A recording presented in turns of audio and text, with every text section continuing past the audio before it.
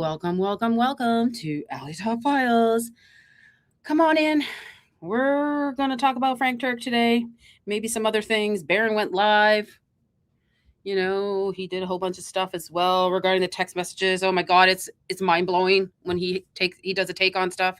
So, shout out to Barron and Candace. They've been doing their thing all week, even though she's not online. And today we are going to just go over a video that his last video, Frank Turek, did with, I think it's Land. Oh man, is it? I'll tell you in a minute. It's in my description. I don't know if it's Land something church, but he was there. And I have a special guest today. So welcome everybody. Come on in. Come on in, everybody. We got Scotty's in the house. We got Renee's in the house. We got Debbie. We got a whole bunch of people here. Death Queef, everybody. Okay, so I also got Love because she does the pastors. Okay, she does Bible verses. So please follow her as well. She's helping me go through this video. And I need you guys to go through this video with me. So welcome everybody. Love is here today. Hello. Hi, everyone. How is our audio? Can everybody hear us okay? Everybody just let me know, babe, if everybody can hear us okay.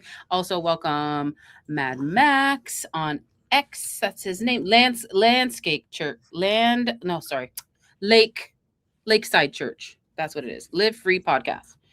Which they have a lot of following as well. I think they have like 1 million or something. Audio's good. Audio's good.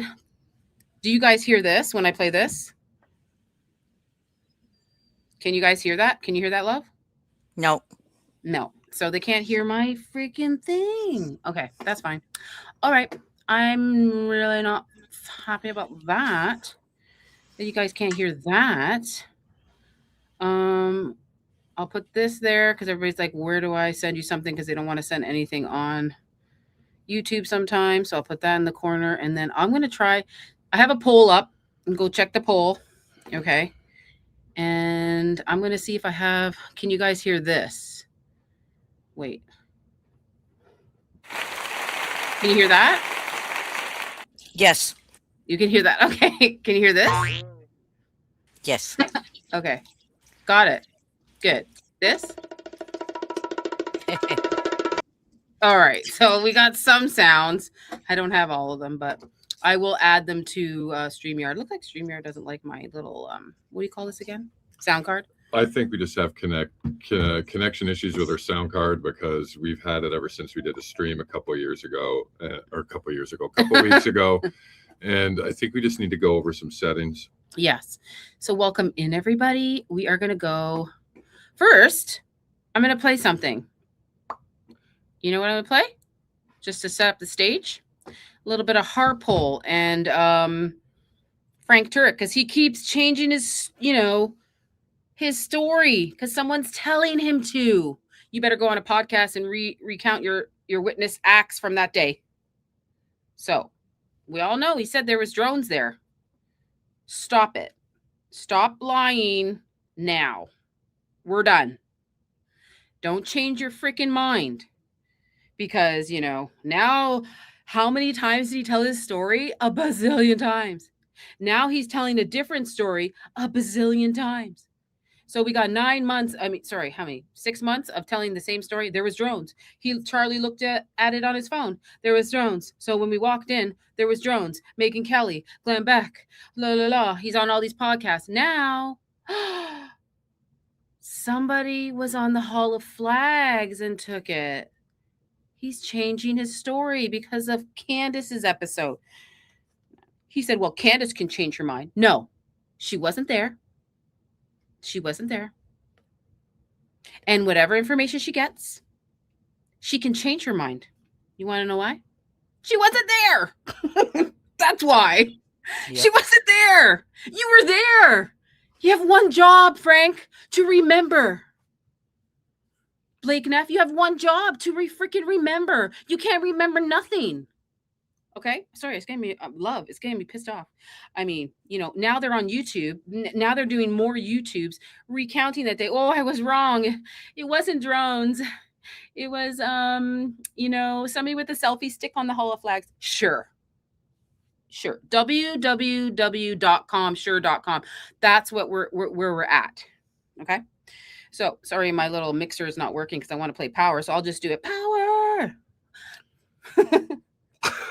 Sorry, I'm like you are so hyper right now. I'm very you just hyper. covered 10 points in 36 seconds. I'm very hyper.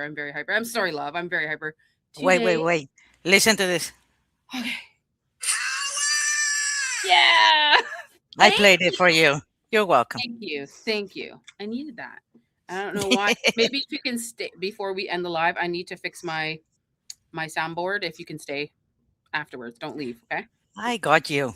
Okay, good. I'm gonna fix my audio after, but everybody can hear us, so we're gonna keep going. So I'm gonna play this first. Where is it? There it is. So this is Harpole. I made this little video a long time ago because Sean Ryan cut it out of the YouTube, but I screen recorded it from Patreon, and now it's not even on Patreon. So where Harpole talks about drones, and Frank also talks about drones, and now they're saying there was no drones. Like, come on, guys. Here we go. And B, we can't break the rules. The school could have flown drones, the PD, but they didn't have them, right? Anyway, on our way in, we had drone footage of the crowd building. That's great. Do you guys have a drone unit? Yeah. Good. Do you have an MOU or a mutual aid agreement with the school? And they're like, yeah. I said, did they call you and ask for assistance? No. I'm like, why wouldn't you call? Be great if that chief of police would have put that drone up. Oh, he did. It would be great if that chief of police put that drone up. Chief of police on the top of the building. Oh, what's up? What's right there? It'd be great if the chief of police put the drone up. It'd be great if the chief of police put the drone up. It'd be great if the chief of the police put the drone up. But I'm sorry. That's a mosquito. They're big in Utah. Yeah, man, they're big. Look at the size of that thing and look at the size of the Chief Long. Yep. If I drag that drone down, it's like almost the same size of his head. You can't see it because of the perspective. Because it flew really fast, like you got to go really fast. You guys, this is all in like out on the internet. Like you can go and do it yourself and track it. It's there. And if you zoom closer, that little thing or big thing is wearing a backpack. It's Tyler Robbins is wearing a backpack. Do you have the backpack? Do you have the close up to show? I do. I'm going to play the rest of this video, and I do have the close-up of that. I do. All right. I'm going to play the rest of this. Or you want me to? Okay, I'll do that. I'll do that right now because you want me to reference it. Well, yeah, you just talked to it. There, so you should show there, take it. What is that? It is literally carrying a backpack. I know dragonflies. What is this? Qu'est-ce que c'est? Yep. You see it, love? Yep. All right. So let's go. Let's keep going. Where is the video? Let's keep playing it. We'd have had it. Or that drone up his ass if we could have had one. Flown that drone up his ass if we could have had one. Flown that drone up his ass if 7B, we can't break the rules. Now the school could have flown drones, the PD, but they didn't have them, right? Anyway, on our way in, we had drone footage of the crowd building. Do you guys have a drone unit? Yeah, good. Do you have an MOU or a mutual aid agreement with the school? And they're like, yeah. I said, did they call you and ask for assistance? No. I'm like, why wouldn't you call? Be great if that chief of police would have put that drone up. We'd have had it. Or I'd have flown that drone up his ass if we could have had one. We knew there were no drones, but their drones are different because they use those little bitty ones, and so they're not covered under the requirements. Little bitty ones. And so it's like, again, yeah, you're right. You're done. Do I need to call a grown ass man and Yes. and say, hey, are you doing your? You need to call a grown ass man because you are not a grown ass man. Because you're done. You're actually, we are done. Today we're done. Babe, we need to call 7 billion men because they didn't, after the text release of Andrew Wilson and all this shit that Barron just said, look, they're done. They just put out a text saying a leftist would kill him, and they just let him in. Like, let's go into UVU and get killed. Let's do it. Let's just do it. Let's go. I think we should go. A leftist is going to kill us today, and it's going to be Tyre Robinson. I think we should go in. Let's put out this text later and then prove Candace wrong. You guys just made a mockery of yourselves, like in that text message. You guys, you're done. You guys are dumb. You're dumb. Or else you're trying to entrap this Brian Harpole here. I don't know what's going on, but all these people are done. I am getting like so heated because we know there was drones there. Just shut the freaking front door. Everybody's been in denial of drones since the very beginning. No matter how many, you could show a drone the size of a football stadium hovering over bigger than UVU, and I bet you people will be like, I don't believe in drones still. It's utterly retarded. They're there. They've been documented by multiple people. Like we've got at least, I don't know, 3 or 4 that we've documented. Then you got someone with skills like John Cullen, who's tracked like over a half dozen very precisely. And he's calculated speed, direction, like everything. Like, come on, they're there. Yeah. They were there, guys. They were there. But Frank Turk said that so many times on so many different podcasts. And now, like 7 to 8 months later, he's like, I was wrong. I'm 64 years old and like, I get things wrong. It was actually, somebody on the Hall of Flags, just doing, hi, this is the drone footage. No, you guys are done. You can't come out with this later. You're done. You're done. Yep. There you go. Funny comment here. Annie, Allie, it looks like you drank all the coffees from your Buy Me a Coffee. Yes, I did. I did. Actually, Chris just made me an espresso. So look, and I just watched Barron. I'm like, the text messages, guys, the text messages. Oh my God, the way he puts stuff out and he portrays it is just, the text messages, they are just incriminating themselves. Yeah, I'm 100% with you. We should be mad. Yeah. This is not just a show or a soap opera that we have been watching for the 11 months. This is placing all of us, all of our sons at risk. We should be very, very mad. Yeah. It's a world takeover right now. We gotta keep dialogue, guys. We have Yep. to. Yes. So I'll play the rest of this and then we're going to get right into the Frank Turek thing. Your job. You tell them the truth. Yeah, tell them the truth, Frank. Listen, we tell them the truth. And listen to what he says after he says that. Anyway, on our way in, we had drone footage What the heck? of the crowd building.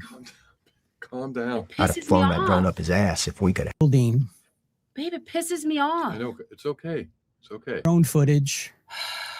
Anyway, Breathe. Okay. Breathe. on our way in, we had drone footage of the crowd building. I'd have flown that drone up his ass if we could have had one. Really? You had one. You had lots. And that's the one I tracked right there. Right there. You cannot tell me that is not a drone.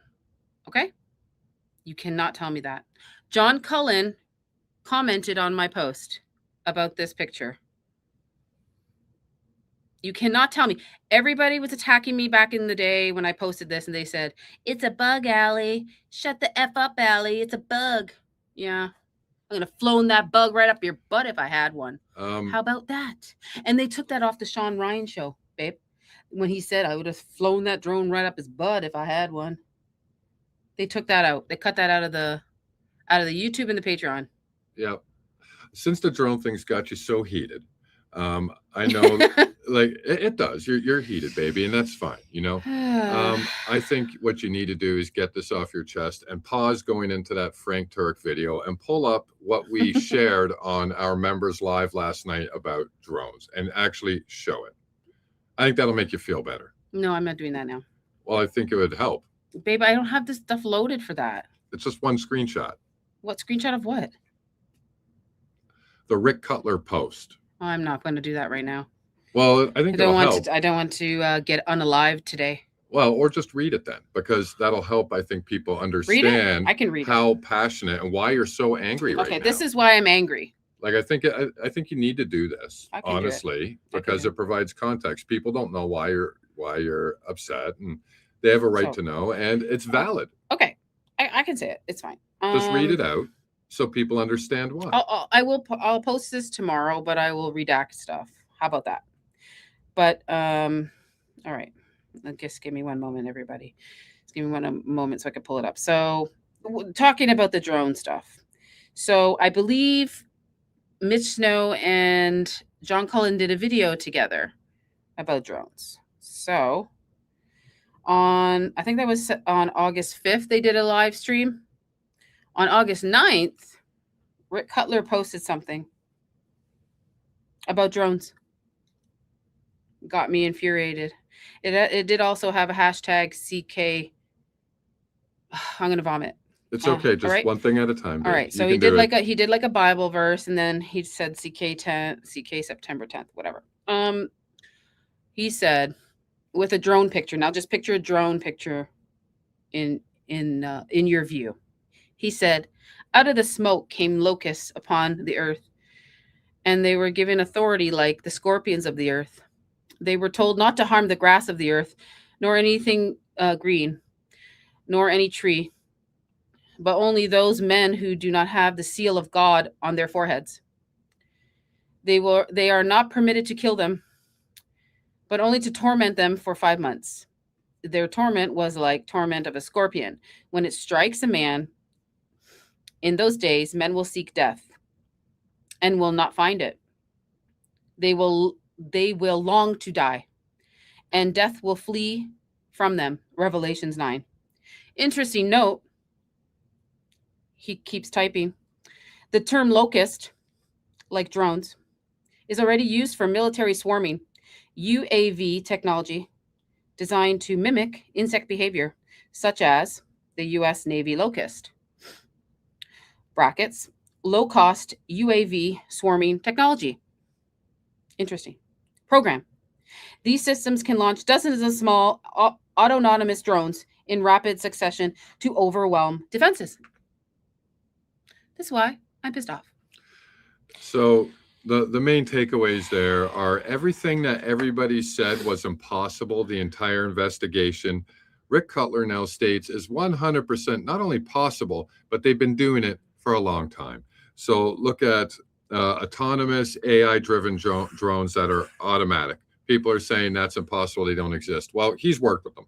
Then they're saying, oh, drones can't look like bugs. That's absolutely impossible. He says, well, there's an actual entire system called Locust low-cost UAV system, which has drones designed to exactly look like bugs and mimic them. So everything we've said from the beginning is true, 100%. And people need to wake up to that. He posted it this year, August 9th, 2026. I will be posting that later tonight. This month, guys. Yes. That was posted last week by Rick. Yes. Yes. Do not ask me how I know this, okay?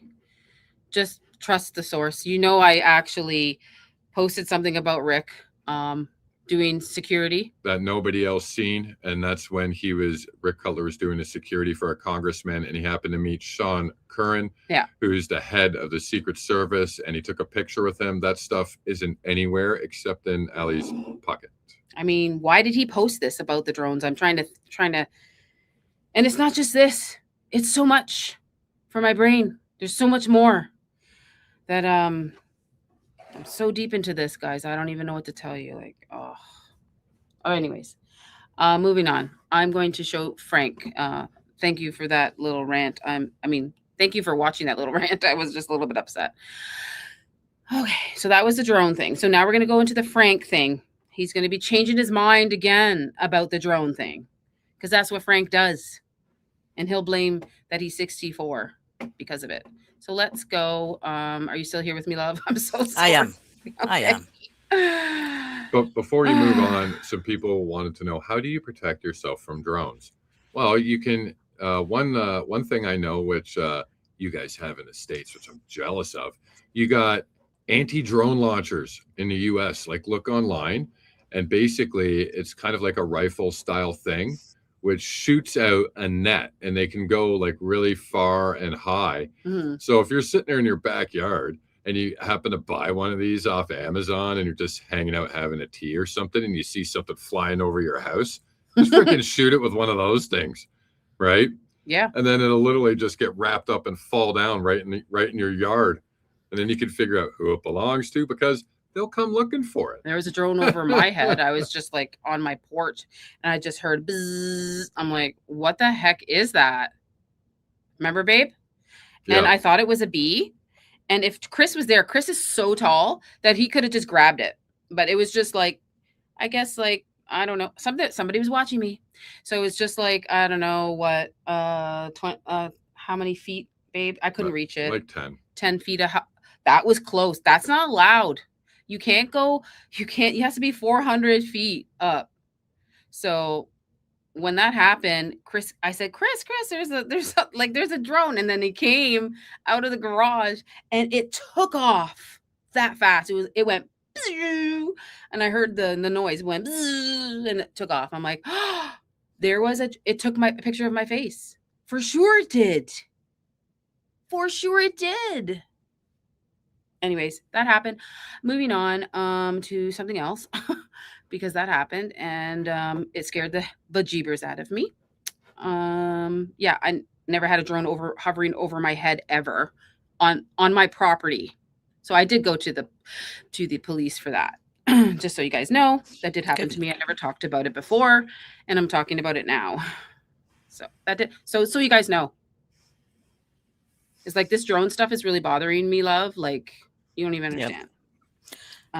It should bother all of us. It's against the law. Like, you can't, it has to be 400 feet or higher. So it was right over my head. And I had my neighbor as a witness. So I have a witness. And Chris and my neighbor ran to go see where are you going to go find out where the guy's controlling it? We don't know. Right. But they went on their bikes, and like, remember, you just like took off and went on your bikes to go look for it. It was kind of funny. But now we're going to move on to Mr. Frank Turek, and we're going to discuss this. This is just recent too. Not too long ago, this podcast. And I put everything in my description. I put the link of the podcast in there. I put Love's link in there, and a little bit of a write-up of this place. So if you go in description, you can look at that. So we're just going to review this, right? You're going to do it with me, love. Because it is something. And so is Chris. Chris is good at this. Chris is very good with the Bible as well. So here we go. Welcome back to a bonus Can you guys hear episode that? of the Live Free Podcast. My name is Carlos Erazo, and today I'm here with Yes. Pastor Paul Cunningham. And today we have a special guest. This right here, Paul, is somebody who has spent decades faithfully defending the Christian faith. Yes, he has. He's been on college campuses, high-profile debates, live Q&A. He is a gifted, brilliant apologist, philosopher, author of multiple best-selling books, including I Don't Have Enough Faith to Be an Atheist. He is the president of crossexamine.org. He is a friend and a man of God whom we deeply admire here in the Live Free Podcast. Ladies and gentlemen, welcome to the show, Frank Turek. Hey, I'm nervous because I'm sitting in the great Josh Howerton seat. Hey, man. Goodness. Hey, bro. Hey, we're going to do one more point. We're going to wrap this pod up. Hey, you got the hat? I got the hat right here. T-shirt. I mean, you got it. You got the whole thing. You're fit right in. I wore the T-shirt in honor of Josh. And that's the church there, Lakepointe.church. Rockwall, Texas. So that's where he's at. Hat in honor of Josh. Well, the T-shirt in honor of Charlie. Yes. And Josh. Yeah, man. Josh will be back next week, right? This is not a permanent thing, is it? We don't know. Okay, all right. We hope so. Although we'll have you back later this year. Yeah. So it's going to be fun. Hey, Frank, first of all, thank you for being here, man. It is my pleasure. I listen to I watch every Live Free podcast. Oh, wow. Great podcast. One of my favorites, probably my favorite podcast out there. And you're neck and neck with Father Mike Schmitz in the ratings. You guys out there, you guys need to start telling your friends about the Live Free podcast, because we need to overtake. It's going to be a lot. Like, the guy is always going, So I'm sorry for all that huffing and puffing in the background. That guy does agree with everything Frank says. So, I watched it up until like 45 minutes in. That's probably all I'm going to show today, because he does talk about Candace. He does talk about, the day of Charlie Kirk, what happened. And we're going to listen to what he's saying, because it's bizarre. We need to overtake Father Schmitz. We're gonna talk about Catholicism. Maybe this is the episode. This is it. All right, let's do it. Hey, by the way, Frank, the first time I heard about you, I was in college. And it was during the new atheism movement. It was kind of like picking up. And one of the books that was extremely helpful for me was this one, Stealing from God. Basically, like plug that book in, plug it in. Grabbed it and made it like a textbook of mine. And so, man, you've blessed my life deeply. I just want to say that. Oh, thank you, brother. Man, and one thing that I appreciate from you, we were talking about this during lunch, is you're not just obviously a brilliant man, but you're also compassionate. You're a very patient man. You can, and if somebody doesn't know, you can just literally go find Frank on any video, and your patience just, oozes out naturally. But you have a heart of a father who loves people. Yeah. And so that's rare. Patience. You haven't seen me drive, but hopefully I try and answer a person, not just a question. That's good. That's what you want to do. You don't want to win an argument and lose a person, right? Amen. So that's what we try and do on college campuses. In an age of outrage and people just wanting to crush each other and win arguments, I think you're a voice that is a blessing, and it's a fresh. It's a good thing that we have people like you. Thank you, brother. Hey, for people that are wondering, that awesome hat that Frank is wearing, every single episode we do a giveaway. So comment freedom to participate in this week's giveaway. Freedom. We're going to be selecting some. Today we're going to be talking about the main differences between Catholicism and Protestantism. That's us, by the way. We're going to be addressing the biggest objections Catholics have against Protestant theology. We're going to be reacting to some recent headlines about the Pope and Islam, and answer the question, is it true, like official Catholic teaching says, that Christians and Muslims worship the same God? And so, yeah, it's going to be fun. Yeah. And they don't. All right. Okay. Good night, ladies and gentlemen. That's all we needed. That's right. Hey, but before we do, Frank, I wanna start asking you something a little bit more personal. I want to ask you this. You were very close to Charlie Kirk. Here we Actually, go. you're wearing that shirt in honor of Charlie. And a lot of people might not know this, but you were there with him the day Charlie got assassinated. And so I want to ask you, can you share, just a little bit of what that experience was for you, and kind of just how that's shaped you, and kind of where you are at today? Sure. Charlie and I go back to January 2020 when he emailed our ministry, and he had been watching some of the Q&A that we do on college campuses, and he found them helpful, these Q&A. All these people came in 2020. Rob McCoy, Frank Turek, and Jack Hibbs 2021. They didn't know Charlie Kirk all their lives. They all came in when he married Erica, or he got together with Erica. Videos. And so he wanted to meet. And when we met, he said, hey, could you mentor me in Christian apologetics, evidence for the faith? Now, it can be difficult to mentor someone smarter than you, because Charlie was brilliant. But the only thing that exceeded his intellect was his humility. So the few things I knew that he didn't know, he wanted to know. And so he would invite me to every TPUSA event, and we would meet privately quite a bit. And last summer... Is that true? He came to every TPUSA event? I never seen him at any Prove Me Wrong event. Have you, love? I haven't. No.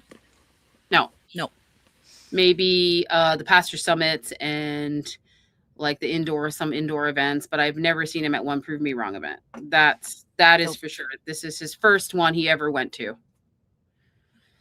Summer 25, we met on 4 occasions in Phoenix to sit down and go through the most difficult questions that each of us get on a college campus, mostly related to Christianity, but also related to political issues and cultural issues as well. And so the third time we met was August, and he said, hey, I'm going to be coming back from Japan on September 7th, I think it was. Yes, that's right. He said, can you come back out that day? Came back because on the 8th. I want some prep time before the very first event. He came back on the 8th into US. He was in Japan on the 7th. So at Utah Valley University on September 10th. We could spend a couple of days together. And then why don't you just come with me to the first event? So sure. So came out and we spent some time Sunday, Monday, Tuesday. The event was on Wednesday. In fact, we went on a long walk. We would not only meet during the day, but on evenings, he would say, hey, after Eric and I put the kids down, why don't you and I go on a long walk and we'll just talk about whatever issues we could. And so let's see, Monday, September 8th, he and I went on a walk through his neighborhood with a 300-pound armed bodyguard behind us. And the 3 major issues we talked about that night were the government, politics, Islam in particular. Secondly, the resurrection. How can we be better at convincing people that here's the great evidence that Jesus rose from the dead, so they actually trust in Christ? And the third thing he wanted to talk about was how can we get our generation, his generation, he was 31 at the time, to embrace marriage and the family? Because while men appeared to want to embrace marriage, women didn't, according to the survey. So those are the 3 major issues we talked about, walk-in for about 90 minutes. Now, in retrospect, I realized that Charlie was talking about the 3 institutions that God created. Government, the family, and the church. Wow. He was a big forward thinker, a big picture thinker that could dive down into the details. So he was talking about the central issues really to Christians and to civilization. He wanted to be better at those issues. So the next day we had a meeting. Listen to the meeting. This would be the meeting in the Hamptons, right? A Zoom meeting with a couple of people in Israel. And a couple of people in the room and another person, an expert on Israel in the United States. And we were asking them, and Charlie was asking them, tell me your perspective on what's going on with Hamas now and the Israeli situation. Tell me, I want to be better able to answer questions when I get questions on this. So contrary to popular opinion, some popular opinion that Charlie was giving up on Israel, that's not true. He was trying to prepare himself to know the facts and be better able to answer those questions. This is the day before he was murdered. Wow. We're in this meeting. I'm in the meeting with him. He's in the meeting with him. Did you know that, love? He's there. He's everywhere, apparently. He's in the meeting at the Hamptons. Whoa. Did you know that, babe? He was there. He was there. He just said I was there. Guys, in the chat right now, did you know Frank was there? Anybody tell me now. Did you know he was there? I didn't know he was there. More this guy talks, the more we find out. This is it. Not at the Hamptons. Where was it then? It was a Zoom meeting. This is what he's talking about. This is what he's talking about, though. The Zoom meeting with people in Israel at 5 a.m. over there. So which one? Am I getting them both confused? Which one I'm talking? There was a meeting that he said he is leaving the pro-Israel cause. Which one was that? That was via text message. That was via text message, and that is why they called. Well, Suppose, according to these guys, the Zoom meeting for the 9th was already planned because Charlie needed to apparently learn how to debate people on campus after doing it for 10 years. He just said it was the day before, though. Did you hear what he said? Yes, the day before. So the Hamptons meeting was the day before. Someone just said that.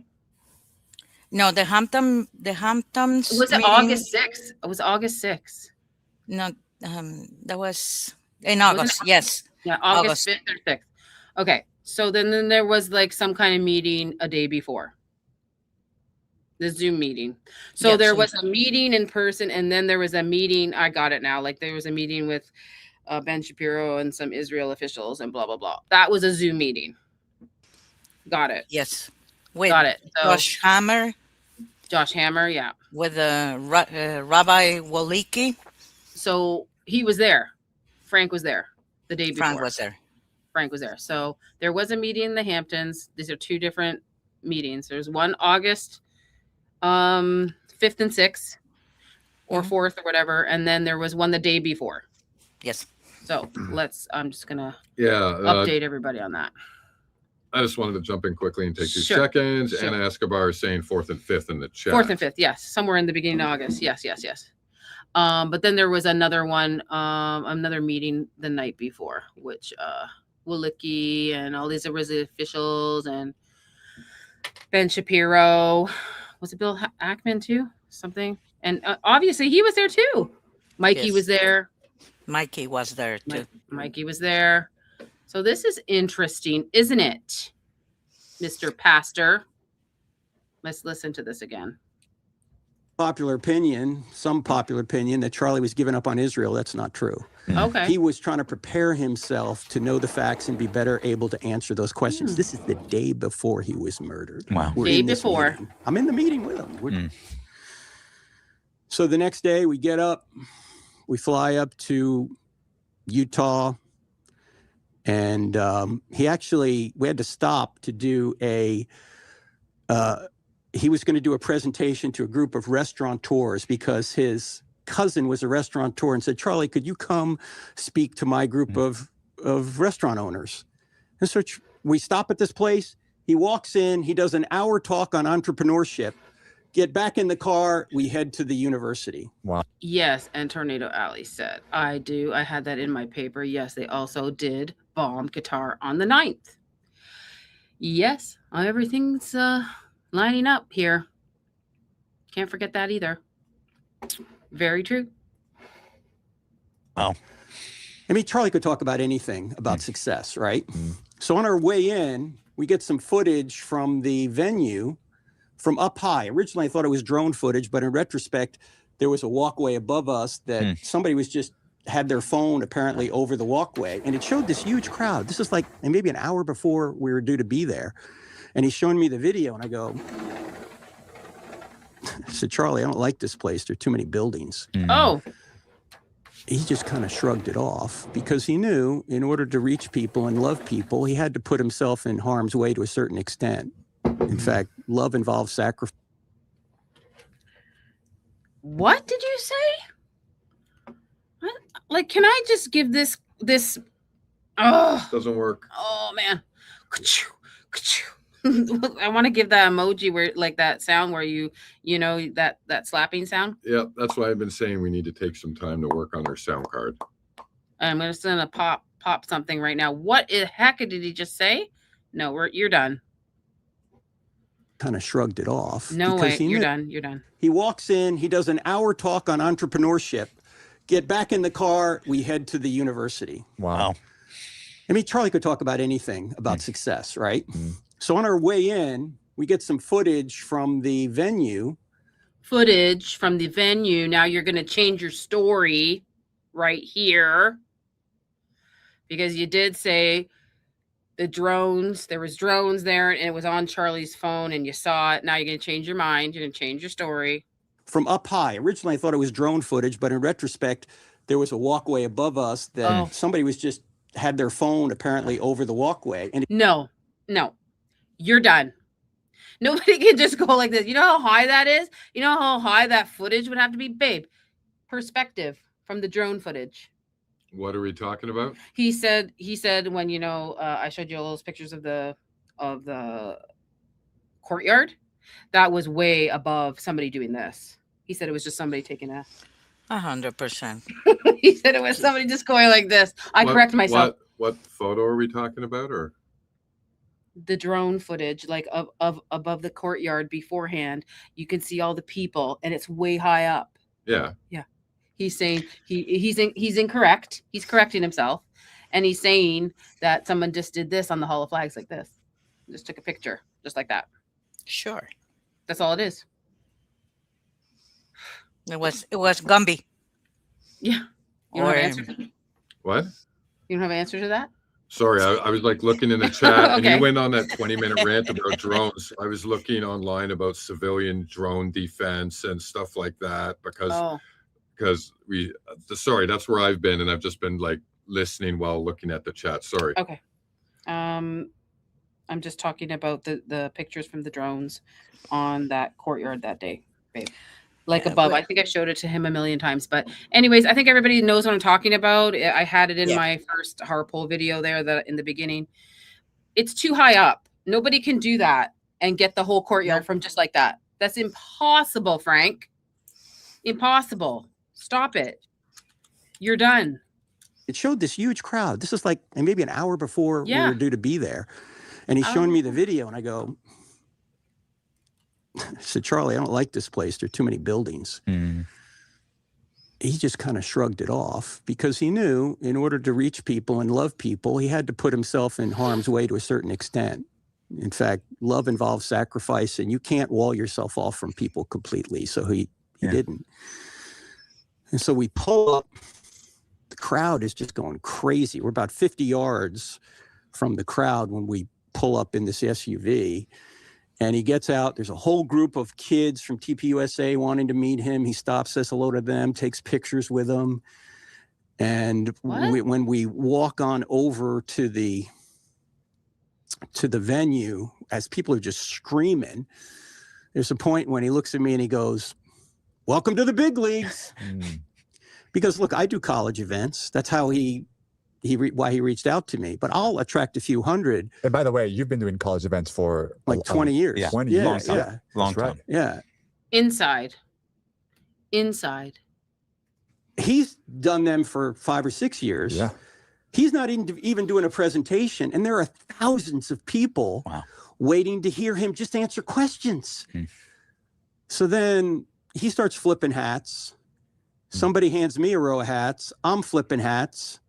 In fact, Trinity, I'll send you some pictures. You can put it up. You can show people. We're just flipping hats. And then he says, "Okay, it's time to go." He sits down under this tent. I'm about 20 feet from him, 25 feet from him off his right elbow. I'm just parallel to him outside the tent. And I'm FaceTiming my wife, and then I FaceTime my son and daughter-in-law, who are big Charlie fans, and saying, "Can you, Matt, this is amazing. These people are just screaming." It was So his daughter-in-law, is that what he said? Who did he say? His big fans? I never knew that. That's interesting. Don't go. I think you should bring up sorry, honey. I think you should bring up a comment here, which is actually kind of relative. One of our viewers, Vox Christie, noticed something which I think is interesting. So I'll read it out if you don't want to find it. He's been coached while he is speaking or has notes on what to say. He keeps glancing downwards towards his laptop screen. Agreed. I think I hovered over that in the beginning when he just started the show. He's like, he has all his notes on the screen. Even when he does his own show, he's reading from the screen. When he does Megyn Kelly and all that. So noted. Yes, thank you. Whoever said that. Thank you so much.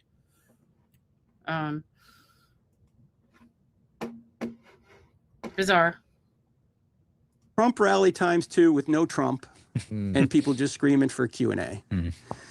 And someone gives me a hat. Did you? Yes. Can you just replay that part where he says, just like a Trump rally without Trump? Yeah. And then he says, okay, it's time to go. He sits down under this tent. I'm about 20 feet from him, 25 feet from him, off his right elbow. I'm just parallel to him outside the tent. And I'm FaceTiming my wife, and then I FaceTime my son and daughter-in-law, who are big Charlie fans. And Sure. can you, Matt, this is amazing. These people are just screaming. It was a Trump rally times 2 with no Trump. And a Trump rally times 2 with no Trump. A Trump rally times 2 with no Trump. So bigger than Trump. Yeah. And they keep going. I did another live, my last Sunday, I think I talked about how did they know 3,000 people were there and what 3,000 means for, or overseas. Our overseas friends. Do you know what 3,000 is? A promised land, the 3,000? Just saying. Mm-hmm. The Rabbi Shahim, the September 10th, did a video with Fox News saying that Charlie Kirk is the Abraham of our times. He stood underneath a tent and talked the truth to 3,000 people. What is with this 3,000? I'm just putting it out there, guys. All right. So we're biblical here. We are biblical here. And hold on, a couple questions from the chat. When was this taken, recorded, shown? How'd you find it? This episode? Yes. Well, the thing that we're watching right now. Hold on. People are curious. Love sent me this. And this was, I did see it on, to be fair, I did see it on Black Line Brief. I thought Black Line Brief actually interviewed Frank Turk at one point. I'm like, no, it couldn't be. No, it's from April 2026. April 2026. Yeah. So this year, guys, couple months back. And yeah, kind of hidden for because it wasn't on Frank's page. So a little bit hidden. Didn't know about this podcast. Even though they do have like 1 million followers, I did not see this one. So thanks to Love for sending me this because I couldn't find it. So thank you. You're welcome. Continuing on. People just screaming for Q&A. Mm-hmm. And someone gives me a hat, so I have a hat on, a white 47 hat. And the first question is about Mormonism. We knew we'd get a question on that. We were talking about it on the way in the car. We're in Utah. Of course we're going to get questions on Mormonism. Yes. Yep. And Charlie's very gracious. We have big theological differences, but I have Mormons on my staff and I love them. Mm-hmm. I want them to know the true gospel, that kind of thing. Second question is about transgender violence. Of course. Particularly should transgender people have access to guns because of the uptick in violence. Got to push that out there. Push. Yes. Yep. You want to say something, maybe? I was just waiting for you to finish.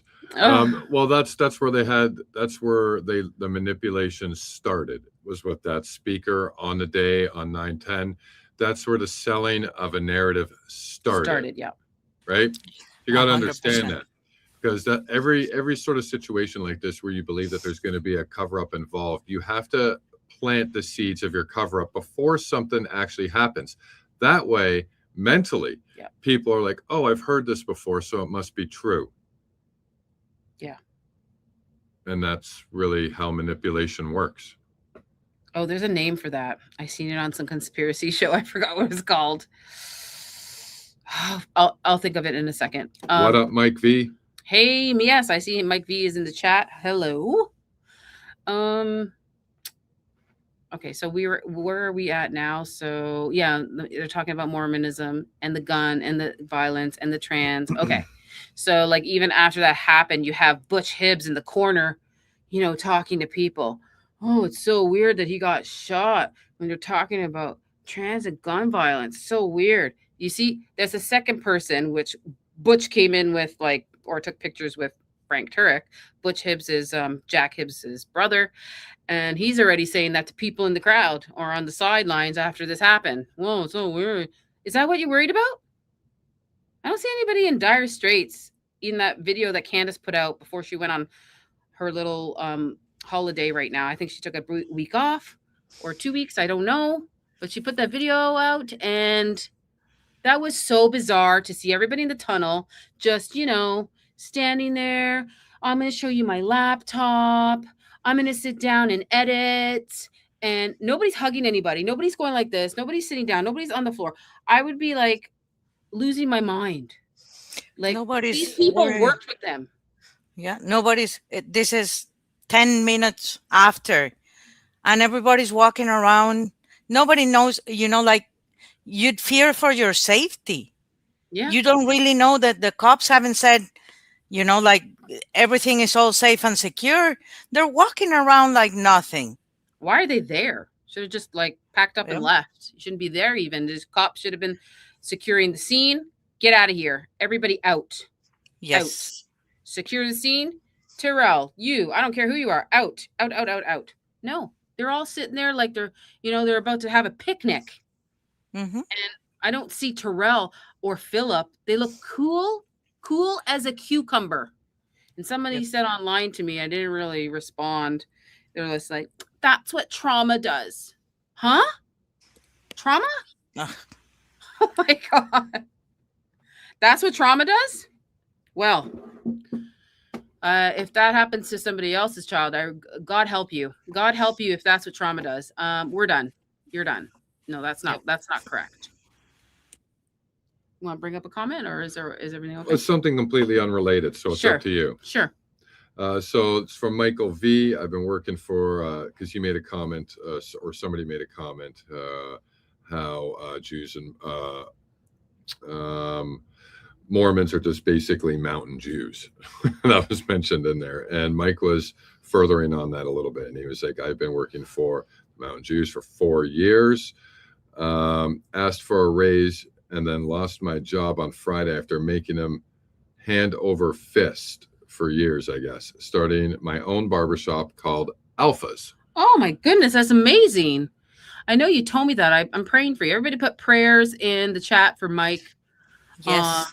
Yeah, that is so awful that they did that to you. So he just lost his job. And like, you were starting your own business. That's amazing. That's the best thing to do. Be your own boss. Be your own boss. And yeah, you need me to help you promote it. I can help you.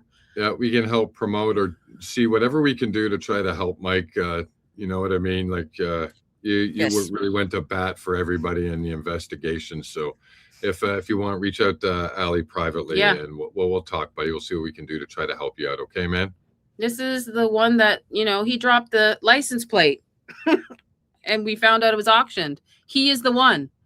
So in case people don't know what that means, we're talking about the SUV that took Charlie to the hospital, just to provide some context. And Mike was the guy who was able to give the pictures to Candace. And then him and Allie hooked up and realized that Mike had a connection with a lot of photos. And that really spelled out almost the entire timeline of the SUV. He's so important in this. And we would not have had that remotely without Mr. Mike V. So maybe me and him should do a live stream, recap again. Let me know if you want to do that, Mike. So I really appreciate him. He's just he did the Lord's work that day. He didn't have to do that. And he got those images from his client, like he cuts hair for, that worked at the auction. So if anybody's wondering where go watch my other live streams. Breakdown of the SUV, I think it was called. So yeah. And that was Mike, guys. Yeah. Like, Allie, you won't ever see Allie and I take credit for something we didn't ever do. We're not like that. No, I brought him on. I brought him on the show. Absolutely, man. Yeah. That was his sacrifice, his choice to do that, to help to, and it was. I just wanted to bring this up and acknowledge that. Yeah. Because I personally haven't talked to Mike for a little bit. I know Allie might have, but I just noticed that, and I just really wanted to bring it to everybody's attention. And you know what? I just feel like when you said that you're opening up your own barbershop, I just felt this overwhelming. I don't know what it is. It's just a praise that like it's going to be great. This is going to be great for you. Something amazing is going to happen. I don't know what it is, but I got goosebumps when you said that. So, everybody put prayers in the chat for his business. He's opening it. He lost his job, so I'm really, really praying for you. And if you're in Utah, stop by and go see Michael's shop. Give him some business. Put some cash in his pocket, man. Go get a haircut. Help a brother out. Yes. Do that. Yeah, Alphys. That's nice. Did I say it right? Alphys. Alphys. Yeah. Yeah. That's awesome. Everybody's putting, prayer emojis in the chat for you. Amen. Congrats, Mikes. All the best. You'll get through it, buddy. I know starting your own business can be, scary a little bit because you're unsure of what the future holds. But the good thing with that situation is you're in control of it, dude. So you work hard. Yeah, you'll make it happen. If it's really what you want, you'll find a way to make it happen, brother. I'm doing this podcast. I don't know where it's gonna go. Like I broke both my ankles, and I'll tell you, just breaking your legs. I went into depression. It's like I broke one, and then the following year I broke the other one, and I was already out of 3 casts. And then I had to go in, I broke my other one, and then I had ligament surgery. So I had like 3 surgeries. So it's just, it's been a hell for me. So I'm doing this because I can't do my regular job. So it's been hard for me. So, hey, being your own boss is the best thing. So I really, really pray for your new business. And apparently, I'm just reading the comments. Mike named it after his golden retriever. So that's his dog's name, Alphys. So good. So that's what he's saying in the chat, and I think that's a cool name. I love that name. I love that. You got to incorporate that somehow in your haircut. I don't know. Well, maybe not in the haircut. No. Sorry. Like you got to incorporate. Not in the haircut. Babe, don't stop. Not in the haircut, like it incorporated in, I don't know, somehow in his logo. Branding. Yeah. Yes, incorporate the dog. Mike, don't cut people like your golden retriever. Don't do that one, sir. I don't know how many repeat customers you'd get, but definitely incorporate your golden retriever into your logo. I think that'd be moving on.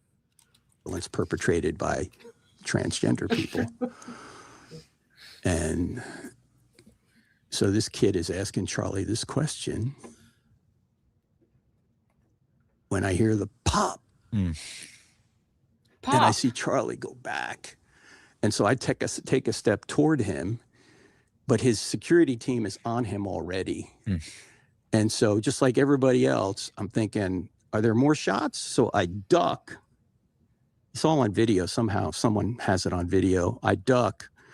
And the whole crowd has it on video. And then they grab him and they take him on the other side of the tent. And so I run alongside from the left side of the tent, if you're looking at it, and I run with them as they're carrying Charlie to the SUV that we came in on. And I always thought somebody was going to take a shot at Charlie at some point. And I said to myself, if I'm ever there, just do whatever you can to help. You knew? Did you hear what he said? I just knew someone was going to take a hit at Charlie Kirk at one point. That's a bold statement. It's amazing that everybody knew. Everybody knew that it was going to happen, and everybody was okay with that. Yeah, just send him in there. Sit there. Go. Yeah. And that particular day, he's there. So is the Refi guy, Lane Schomburger, Mikey McCoy's always there. Who else is there that normally wouldn't be there? Danny Phillips, all these people, like sometimes they're there, sometimes they're not. I know Nate Walker was new, but there's people that have never been there before that was there that day. If that makes sense. Like I never seen Frank Turek at a Prove Me Wrong event. Nope. If I'm wrong, tell me I'm wrong. I have not seen it, but this is weird that he just said this, that I knew they were going to get him. Did you see that? Yeah, well, yeah, I knew he says that, I knew they were going to try to take him out or go for him eventually. Now he's talking about, so what am I going to do when he's actually there? I think that's the wrong way to go about planning. You don't plan on what to do when your friend gets his head blown off. You kind of maybe plan to prevent that from happening. Right. So like you're skipping they just skip the most important like aspect of all this. How about you make sure he doesn't die instead of planning on, well, what kind of flowers should we get for his funeral? I think the way they mentally went through that whole thing was 180 degrees backwards. Yeah. Like, you don't plan for his death. You plan to keep him alive. Yeah. Or am I just crazy? No, that's right. Other side of the tent. And so I run alongside from the left side of the tent, if you're looking at it, and I run with them as they're carrying Charlie to the SUV that we came in on. Do I need to rewind a little bit? Sorry. But his security team is on him already. And so just like everybody else, I'm thinking, are there more shots? So I duck. It's all on video somehow. Someone has it on video. I duck, and then they grab him and they take him on the other side of the tent. And so I run alongside from the left side of the tent, if you're looking at it, and I run with them as they're carrying Charlie to the SUV that we came in on. And I always thought somebody was going to take a shot at Charlie at some point. And I said to myself, if I'm ever there. Wow. I'm always thinking that someone was going to take a shot at Charlie at some point. I always think that somebody was going to take a shot at Charlie at some point. I'm always going to think that he was going to get a shot at some point. So, oh man, if I was there. Oh, wow. Just do whatever you can to help. Sure. I mean, he was like a son to me, you know. Sure he was. And so I just get in the back of the SUV. I just came in the back hatch. I'm the only non-security guy in the SUV. And so they have Charlie laid out across the back seat. Rick is holding his head on my left. I bet he's holding his Brian head. has his mid-body, so to speak, and his legs. Justin's driving. Dan is in the front with his phone for directions to the hospital. Go, go, go, go. Of course, we're all trying to stop the bleeding. All. You ain't stopping shit. Sorry. God. Oh my God. You said you were pounding on his chest. I don't know how you could stop the bleeding. I don't know who's stopping anything at this point. All of their stories are just completely wrong. Now he's even fixed it and said that he was doing CPR 30 seconds before they got to the hospital. But before, as soon as he got in, he's like pounding on his chest and doing CPR. But now he's changed his story since Candace said, how come you said this? And how come Brian Harple said that? How come he said this? How come you said that? How can you talk about drones? So now they're changing their stories and they got to go out on podcasts to fix their stories. And they said that, Candace can do it. So can we. We're human. We can make mistakes. Huh? Whatever information she gets, she can change her fucking mind. Sorry. I apologize. I'm pissed off. She can change her mind with new information. You guys were there. I don't know how your story can change. You were there. It's changing so many times, love. I don't even understand. Yep. How it can change that many times. But moving on. Or I'll get to some super chats because I think I have some. I'll stop for a second. I don't know where Christopher is. I don't know who got what. Okay, sorry. Anna! Hello. So you can't hear this when I do this? Can you hear that? No. Wow. Okay, so I put cheering, clapping sound. So I will just do it from here. I'll do it for you. Sure. You hear that? Thank you so much, Anna, for that. Ivan, Ali, I get drone DoorDash deliveries. I don't get that here. No, me neither. I do not get that here. Send help. Help. No, I don't get that here. But it was like right over my head, and I was just like looking at my hibiscus garden, and then I just heard like a buzzing. I thought it was a bee. And then like we've lost a lot of bees. I don't know if it's because of data centers, but I heard bzzz, like that really, really high. And I wasn't going to look up because I'm with my like cane. Sorry, guys. Like I have like issues with my leg. So I'm like, I didn't want to look up and like fall. So I'm kind of going like this. I look up. I'm like, oh my God, there's like a drone going bzzz, like right over my head. Yeah, that happened. But yeah, getting DoorDash deliveries by a drone, that's cool. But I don't know if it's cool anymore with all this drone stuff. So thank you for that, Ivan. Jeannie. Heart. I love you guys. I look forward to Pastor Sunday, Flamingo Mafia. Yes, we are the Flamingo Mafias here. Thank you so much for that. Yeah, we are so happy that you guys are here, and we are all flamingos here. We come with the flocks, and you guys are also like my little researchers too. You guys help me in the chat all the time, so thank you. Yep. And Annie, to help the research and achieve the goal. Thank you so much, Annie. I really, really appreciate it. Thank you. I'm just going to get through a couple of these so then I don't get overloaded here. Okay, so Vicky, Graham, glad you are getting recognition for your work. Thanks for all you do. Thank you. Yeah, I got a repost from Candace, which was really, really cool. We're finding who drove Charlie into UVU. That's what I've been working on since April. Like, who the heck is that guy? Security detail, as Blake Neff would say, but Blake doesn't know who he was. I don't remember who that is. And I'm like, it's Christopher. Well, I don't know if it's Christopher. Well, now we know it's Christopher.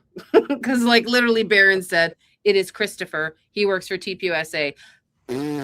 Everybody. Suck it. Yeah. Oh, man. So thank you for that, Vicky. And next one, Critter, gifted 1 Alley Top membership. Thank you so much. Thank you. Who got it? I don't know. I don't have my Christopher here right now. My Christopher. He'll let me know who gifted me memberships. Ivan gifted 5 Alley Top memberships. So that means there's 6 in total. So Nice. Who got it? Crystal Smollin's got 1. He got the single. Where's Ivan's? Yeah, so Crystal Smollin's got the gifted membership from Critter, KC. And scrolling. Doom scrolling. I don't see the other one. It's Critter. It's Critter. Yeah. So whoever got one, congratulations. We do some fun memberships live. Ask Ivan. We had a great one last night, right, love? Wasn't that great? Yes, I got it. Lady Cat J got 1. Wolf Pack, Lovely Lemons 1345, Tradman, and Jandy Hall. Awesome. Congratulations, everybody who got one. And I'm going to continue on. Just wanted to stop and do that. So thank you so much. Yes, we had so much fun last night. Wasn't that great conversation? I thought it was great conversation. We have Mitch Snow there. It was great. And I want to have open mic for everybody, for my members to come and talk. And you never know, I might sweep in a guest. You'll never know who'll be in there. And wink, wink. The more important part of the members live last night, which I think we need to mention, is we had 3 people come on, because it's always an open mic. So we had 3 people come on who had never been live and talked before, ever. Yeah. And I think that's more important to mention, because they felt safe enough to come up and share their thoughts and opinions and converse with us and have conversation and dialogue. Yeah. And I thought that was really important, that they felt comfortable enough to do that. And that's also why we do it in our members only. Like, we've got a couple hundred members, but when we're live, maybe only 50 people or maybe 30 people were there last night. So it's a very nice, intimate setting to discuss things and to go over things that we think is important, and not just Charlie Kirk. So it's a great place to. We talked about another case last night. We talked about the Lindsay Clancy case, right? So yes, and. Hopefully we've solved the Charlie Kirk case, and we can move on and solve other things, because I was doing that before the Charlie Kirk thing happen. But obviously this is it is important, but there's other cases that are important as well, like missing people, so we got to keep doing that too. Not just this. We got to keep talking about a whole bunch of different topics. But anyhow, going over this, does anybody else have anything to say here? That's it. We are going to continue on. And he's not looking at me. He's looking past me, like right into eternity. His eyes are fixed. He's not there. And at one point, I started to try CPR on him, but he's not responding. And it's not an emergency vehicle. There's no lights, nothing. His feet are hanging out the right door because he's so tall we can't close the door. But to this day, I don't know how Brian stayed in the SUV because we're yanking and banking all the way to the hospital. And at one point, yanking and banking. Yep. Yanking and banking. He had to say it. It's funny because I thought I saw that door close. It's weird. It's very weird. But anyhow, who knows? We'll never know. Did it close? I don't know. Because it's funny, because when it drives away, we got the shot from the opposite side. It looks like it may have closed. Maybe it opened after. But we just don't know. Like everyone will be like, it closed for sure. Well, we don't have a shot from that side of the vehicle. So, a pant leg or something could have got caught. Yeah. Because if the door closed properly, how did it open?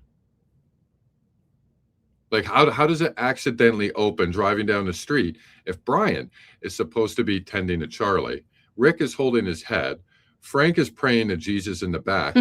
Yeah. Who opened the door? Yeah. In my mind, I don't think it was 100% closed when they left. Yeah, I don't know. I don't know these facts, so. There's an ambulance coming this way toward us, and we're like, should we stop? No, just keep going. No. Just You see an ambulance, don't stop. No. Just keep going. Just keep going. We don't need it. We just don't need it. I would literally go, I think anybody would. You're done. You see an ambulance, you don't stop? I'd stop the car. I would put the car in front of the ambulance. Yes. And make the ambulance stop. He needs to go. I would crash into the ambulance. You need to go in it. He needs to be in there. Yep. Oh. There. Yeah. And so we scream into the emergency room, carrying him into the emergency room. And we lay him down. It's going to be great. Where is everybody? It's like they didn't know we were coming, I don't know how.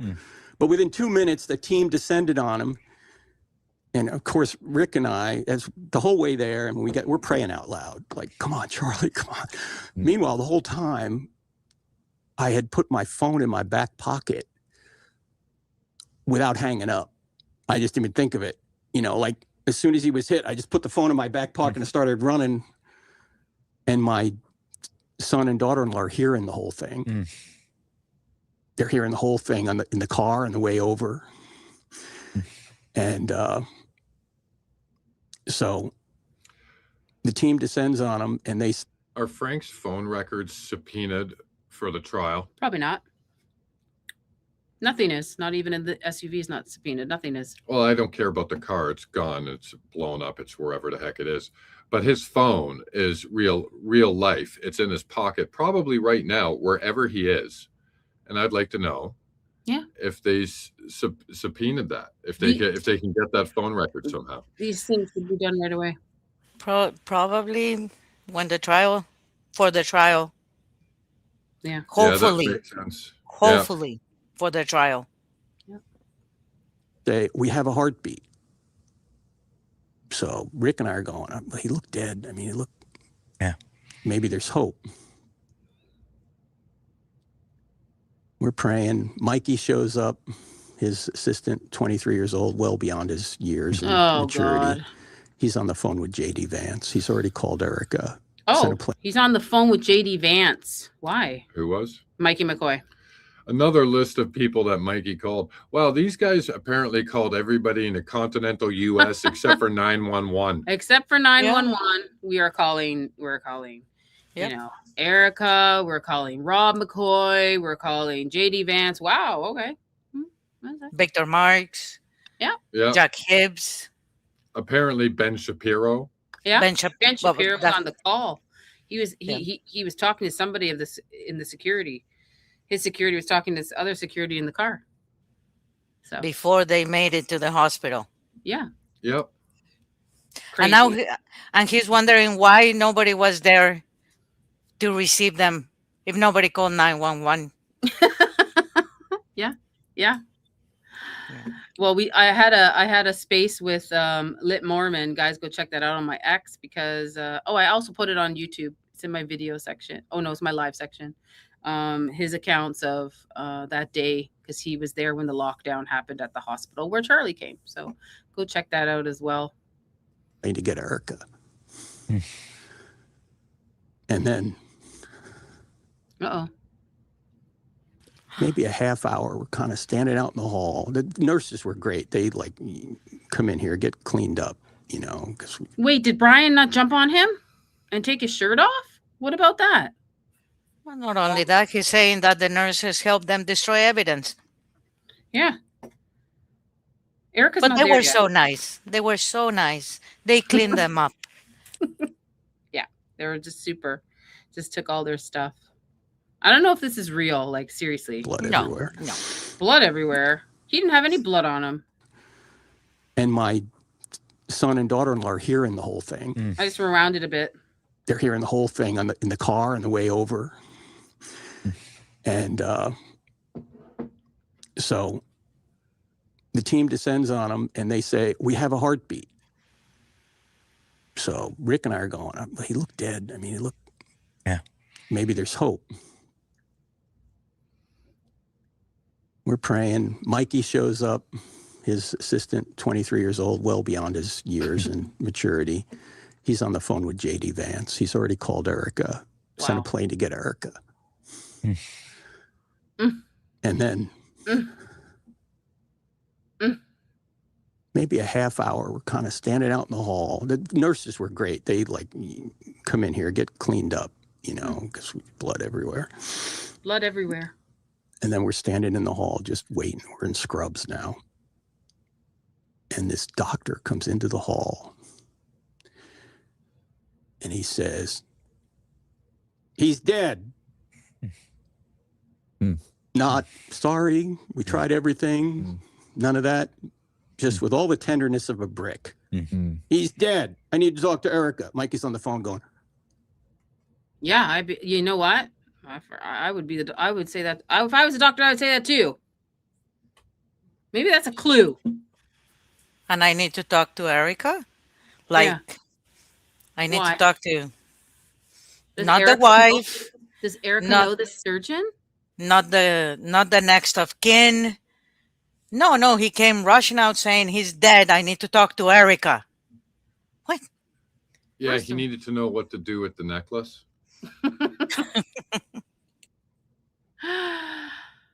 Just the way he said the doctor said that, how abrupt that was that like, did he come out like pissed off? Like, what you telling me? What doctor does do that? Like, whenever there's a situation like that and someone loses their life, doctors don't do that. Sorry. No, they don't. I'll they ask. They ask for the next of kin so they can talk privately.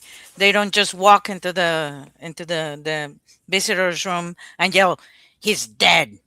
No, I'm sorry. They don't do that. They don't do that. That's what they do in the movies. That's what they do in the movies. That doesn't happen in real life. That's what he's living. He's living. That's the script. That's a script. So we haven't heard from the doctor, and I really want to hear from the doctor. I want to hear from the doctor when it goes to trial. Thank you. Hey, quick question. It's a question from the chat. I forgot who asked it, but somebody was wondering, is this the first time that Frank has mentioned about J.D. Vance call? Nope, I never heard that before. So this interview is the first time he mentions that he was talking with J.D. Vance, as far as we know. far as we know. I never heard of that. That's what I just said. Oh, Mikey called someone else too. I'm just making sure. Yeah. Well, I haven't. Maybe it has been released. I have no idea, but this is the first time my mind is recollecting. I thought he called Rob McCoy. He maybe called Jack Hibbs, but he also called Erica. That was the first person I think he called. But and then Rob, his dad. But I never heard about JD Vance. So that is something that Mr. Mr. Frank released just now. Wow. Yeah. Wow. I need to tell Erica so she doesn't hear about it in the media first, right? All this. How did they get a heartbeat? The doctor later said, if you have a healthy person like Charlie, even though he's dead, you can restart the heart. And we later learned that Charlie was killed instantly. He didn't feel anything. And how would you know you didn't feel anything? Does that make you feel better saying that? Like, that's weird. How would you know? Well, he was just told. How the heck do you know? He was just told that the surgeon that was searched overseas multiple times before he died, and looks like he was hired by a foreign country, told him so. Yeah. Does that make you feel better saying that? Oh, he didn't feel anything. He's good. He was like died instantly. That's what Megyn Kelly and Glenn Beck said. He was gone right away, Megan. Megan, he was gone right away. Wait, babe, do you have that cream? Let me put it on. Yeah, that actually got mentioned. Did he have the same acting coach as Erica? And if that's the case, he has the same acting coach as Glenn Beck. Seriously. And he did say at the end of that, Glenn Beck did say, because of the Trump thing, like he wouldn't have been elected if it wasn't for Charlie. And that made him a target. That's what Glenn Beck said. And I just want to mention one other small thing. User NS8LD5SN7K. That's a mouthful of a name.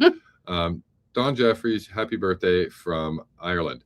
We did an episode with Don Jeffries yesterday, and we actually sang him happy birthday Friday. On the show.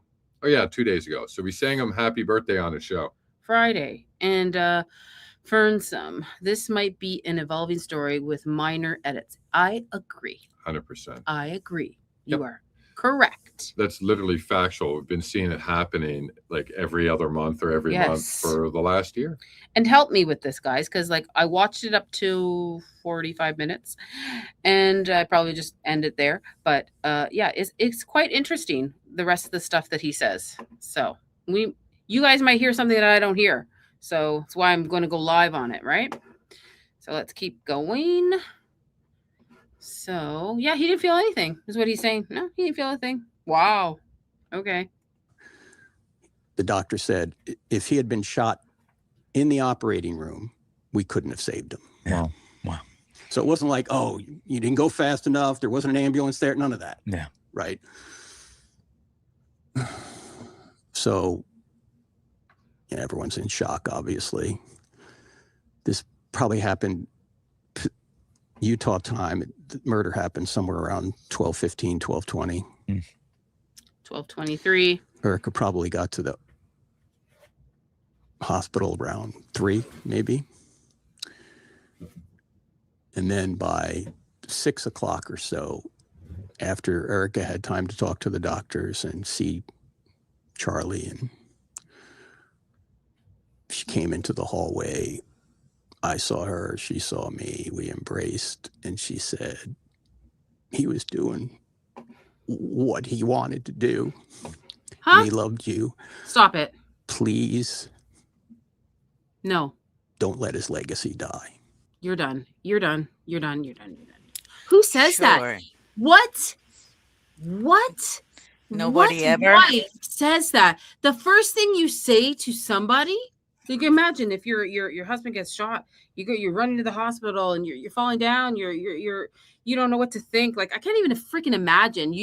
Your head is not attached to your body, kind of thing. That's how I felt when my mom was passing away and my dad called me and it was raining. It was a Wednesday night. It's so weird because it was a Wednesday and Charlie Kirk died on a Wednesday. And my dad called me and said, you got to get here now. She's not going to make it. And I am driving. My head doesn't even feel attached to my body. I felt like I was in a dream. like it wasn't real. Now this is not happening, you know? And I can't even imagine thinking those things. Those are not the things that are in your mind. You got to continue Hate's legacy. Huh? You're done. You're done, Erica. Who the heck talks like that in a hospital, babe? I don't know, psychos. Yeah. Love, what do you think? Demons. It's beyond words, you know? Yeah. Anybody, okay. Everybody goes through a traumatic event in a different way, but not that way. You know, she just walked into the hospital after apparently waiting for COVID on the tarmac, hugging him, going to the hospital, and she goes straight to comfort everybody without even talking to the doctor first. You'd be like, get away from me. I need to talk to the doctor. You know, like, shh, get away. Yeah. No. She's just, you need to continue the legacy. And to the other one, you know, like, you're doing great, amazing, Mikey McCoy, you know. This is a script. Yeah. You know, yeah. And they have been filling in the blanks and readjusting it for the last 11 months. Yeah. Too much, somewhat a reality, a believable reality. But there's a lot of people like Frank that he's very narcissistic and he likes talking. He has been talking nonstop.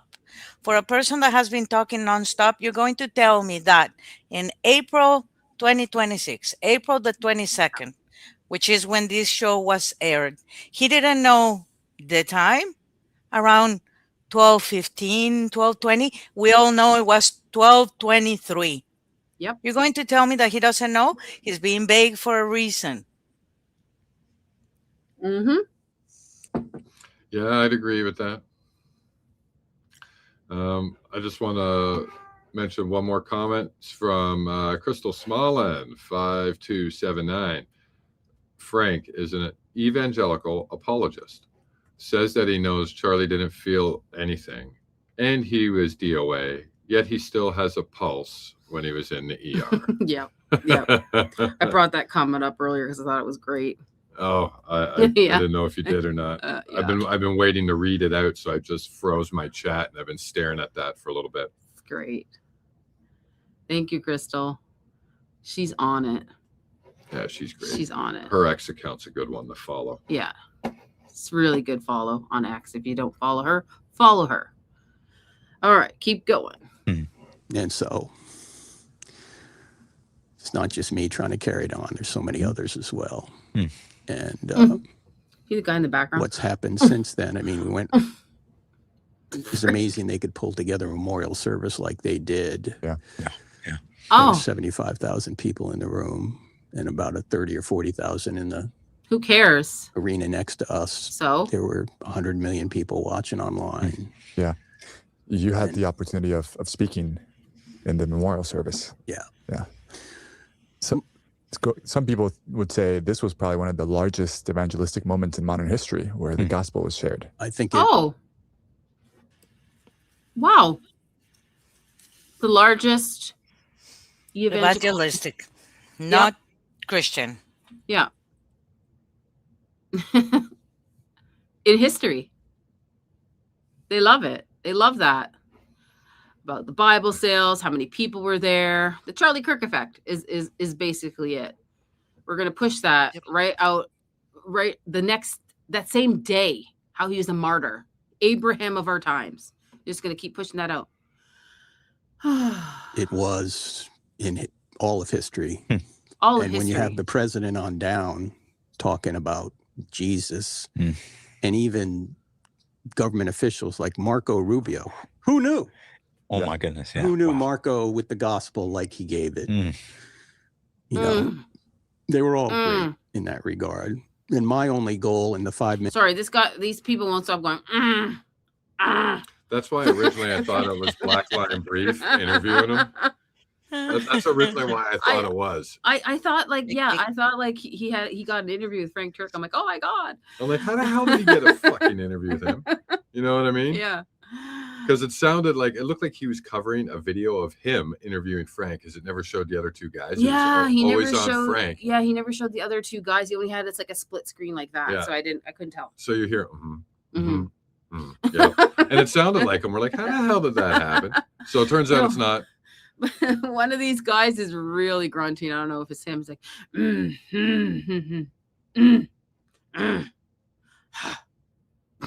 I can't take it, Faith. Faith, don't stop. Maybe we should just stop grunting into the mic. Every time he says something, like, listen. Or this is going to become another kind of show. Just listen. Live free and listen to this guy grunt, okay? And look, Winston Churchill said this, something like this. If you give me an hour to speak, I need 5 minutes to get ready. If you give me 5 minutes, I need a week. So I labored over that for a whole week. How could I honor Charlie, but also give the gospel? I want to say something here. Sure. Okay. Frank Turek is theoretically the greatest apologetic of all times. That means that he knows his facts, his quotes. He's there to defend the faith against everything. And he's misquoting Churchill.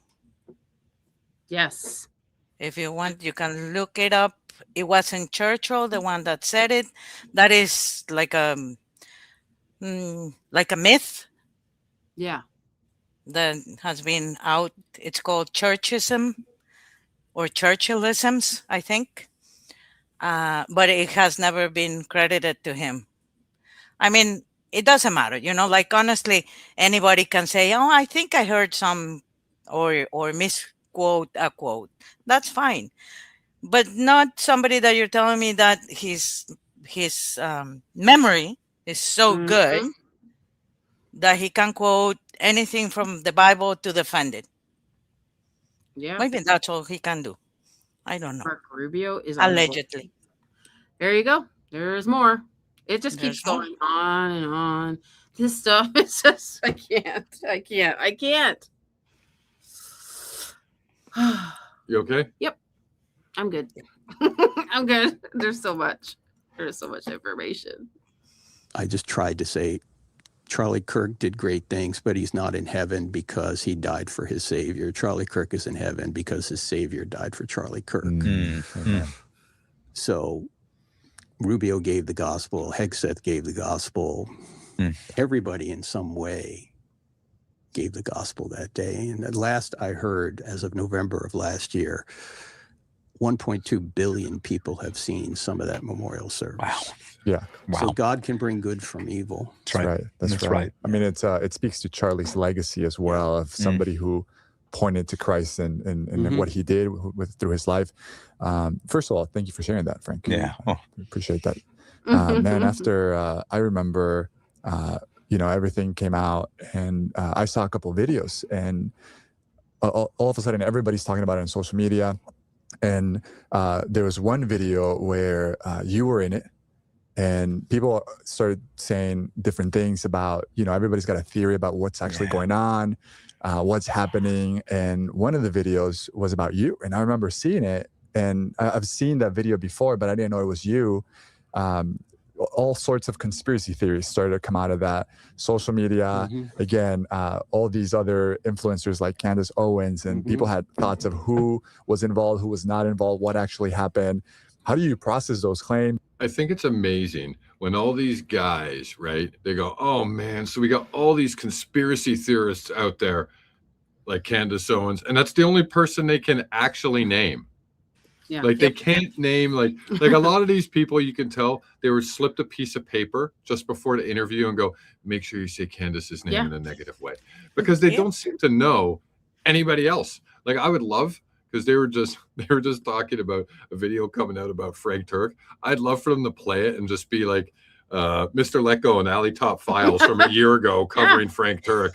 Holy crap. You know what I mean? I covered this stuff in September, guys. In September, I didn't have YouTube. I just started YouTube, right? thankfully, because of Ian Carroll told me to do it. So anyways, these pastors, babe, I can't. They, like Love said, they have a script. And when things go wrong, they have to go on another podcast to stay a news story. And this is what's happening here. We're just going to go back a couple months because he did say this. So now we're talking about Candace Owens again, as usual. Per usual, Candace comes out of his mouth. Per usual, Rob McCoy speaks of her the most.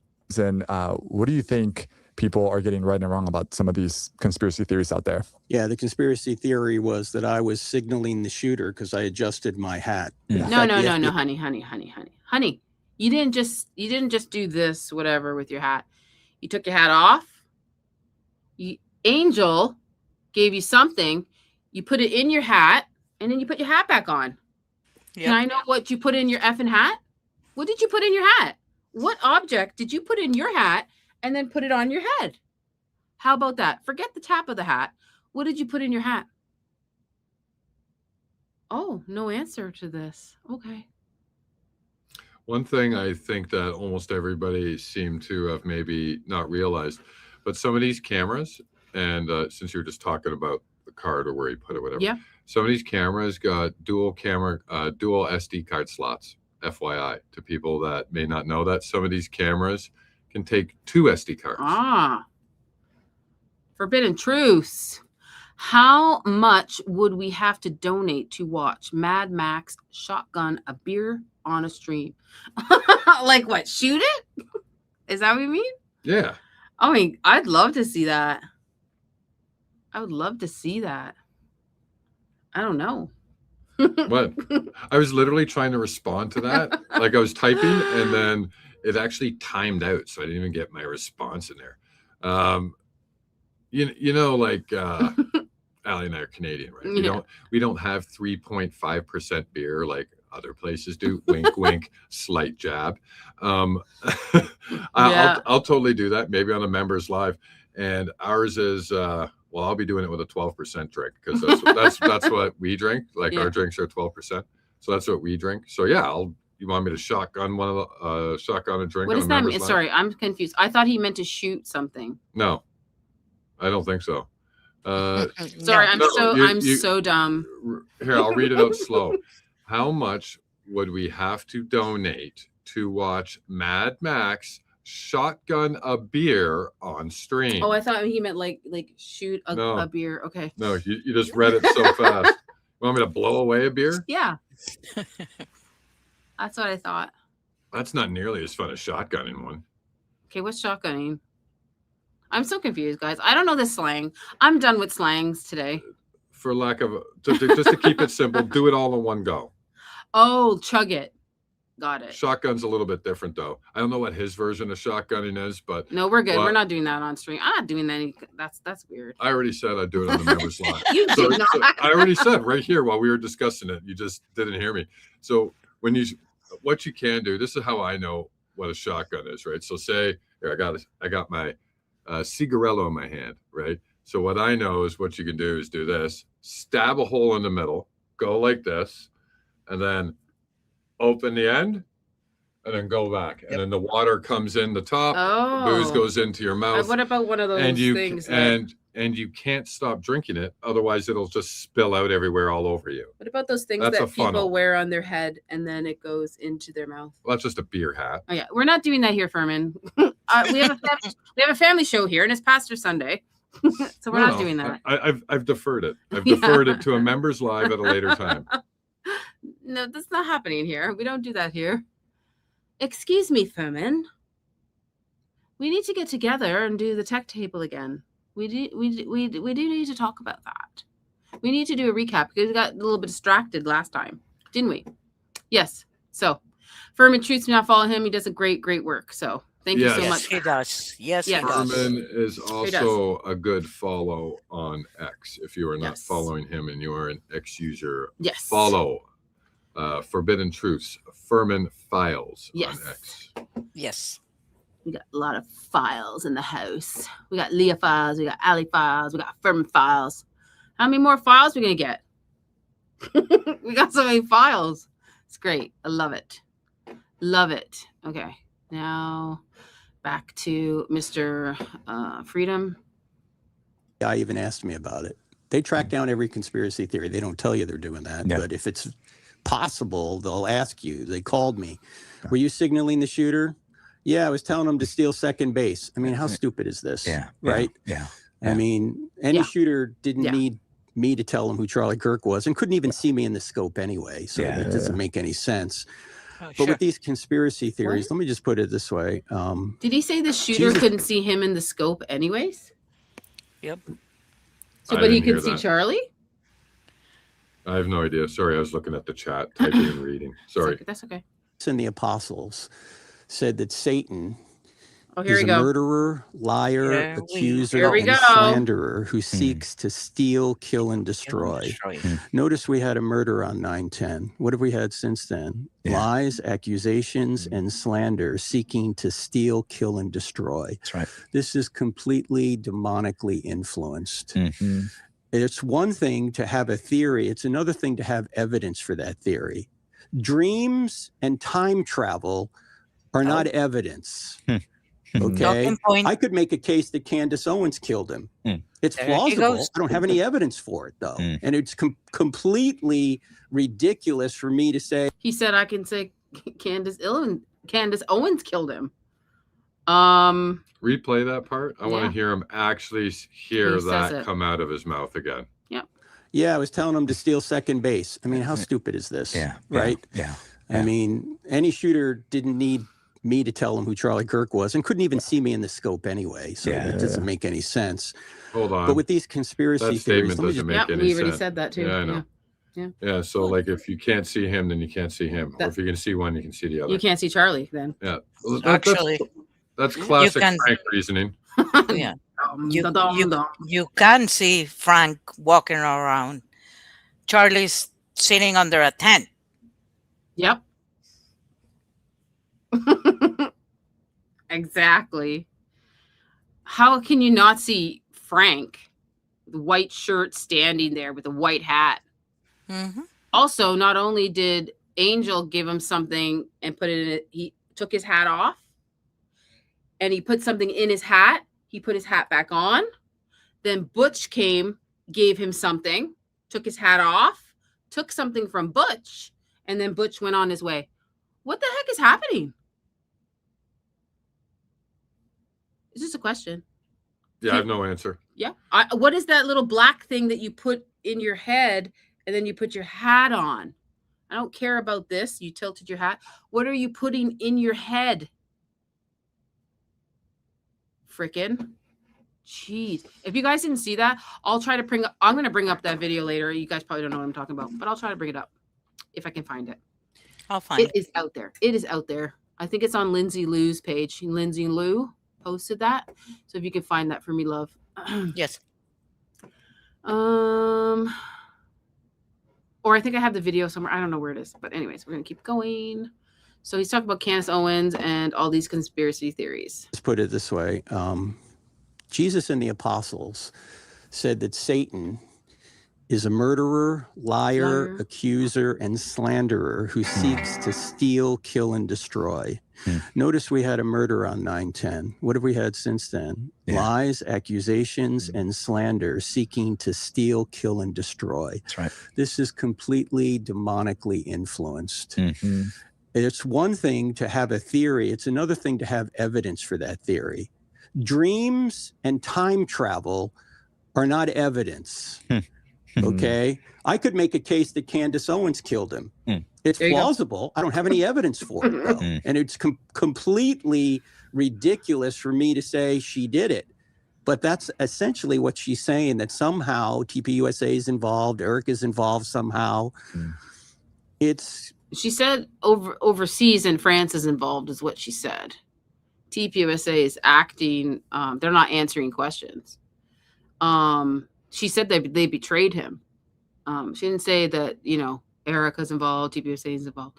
Yeah, I like how they reword. They take things and it's almost like the Tyler Robinson case. He'll take what all this evidence, and he'll put it like, there's so much evidence. Like, oh, Lance even said it was him. No, they'll take all that stuff, they switch it around and push it out like it's all real. They don't take it for the context that what Lance said in his testimony. I cannot say 100% certain that's Tyler Robinson in that video. Ta-da! Frank, there's one for you. It's sinister. It's demonic to say these things. In fact, in the Old Testament. We are not biblical here. So this is not my problem with this whole case, love. They're putting everything with Bible verses to get out of shit. Yep. Everything's demonic. Exodus 22:22. You cannot attack the widow. Like, yes, we can. Yes, we can.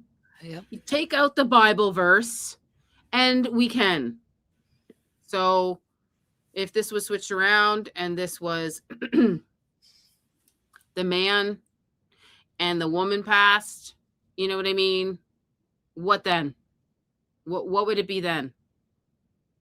Can't attack the man? Like what why are we using Bible verses for every effing little thing that's coming out of their mouths just to get out of stuff? It's just it looks good. It's like, okay, it's like a filter. I look good now. I look good to the people because I'm strapping a Bible verse on top. I don't like it. I don't like it. This is an assassination. He was killed on US soil, and you know what? The Bible verses, goodbye. We're not going to talk about that right now. We're going to talk about, we need your phone. We need her phone. We need Rob's phone. We need everybody's phone. That's what we need. So we can, like, you know, debunk that they were even involved. So why is Candace saying these things? Well, you're not forking over you're not even forking over Charlie Kirk's phone. Yeah. You're done. You're done. Gets me mad, gets me heated, you know, it gets me really pissed off. Gets me. This doesn't happen. Why is this happening? Like any other case, like we were talking about this last night. I sorry, baby. I just want to jump in. You said a whole bunch there, and I was patiently waiting for you to finish up. Sure. I just want to talk about, you're asking why they always bring the Bible into it. Yeah. Okay, that's fucking easy. Okay. They've been doing it for 2,500 years. That always happens. Whenever you want to be justified in doing something you know is wrong, that you know is wrong. Yeah. You make it biblical because now you are justified in doing something wrong. And I love history. So let's go back to the destruction of the temples of the destruction of the city of Jerusalem. If you know that, there's a couple conquests, first Muslim, then Christian, then Muslim. What they would do, because they knew what they were doing was wrong, by murdering innocent worshipers from both religions, is they would shout out, "God wills it," and then they would go in and murder a whole bunch of people, R-word a whole bunch of women and children, because now they have a religious blessing to do it. So that's what they did back in the day. They would shout out, "God wills it," and then they would go murder 50 people, because now it's okay to do it because God said you could do it. So now it's okay. And that's been happening through history for hundreds and hundreds of years. Yeah. They are just repeating the same thing that's been done in history all along. So now they want to push something that they know is wrong. So you just throw a scripture at it, and now it makes it completely okay and acceptable. Yeah. It's everything that happens in history. Everything has happened.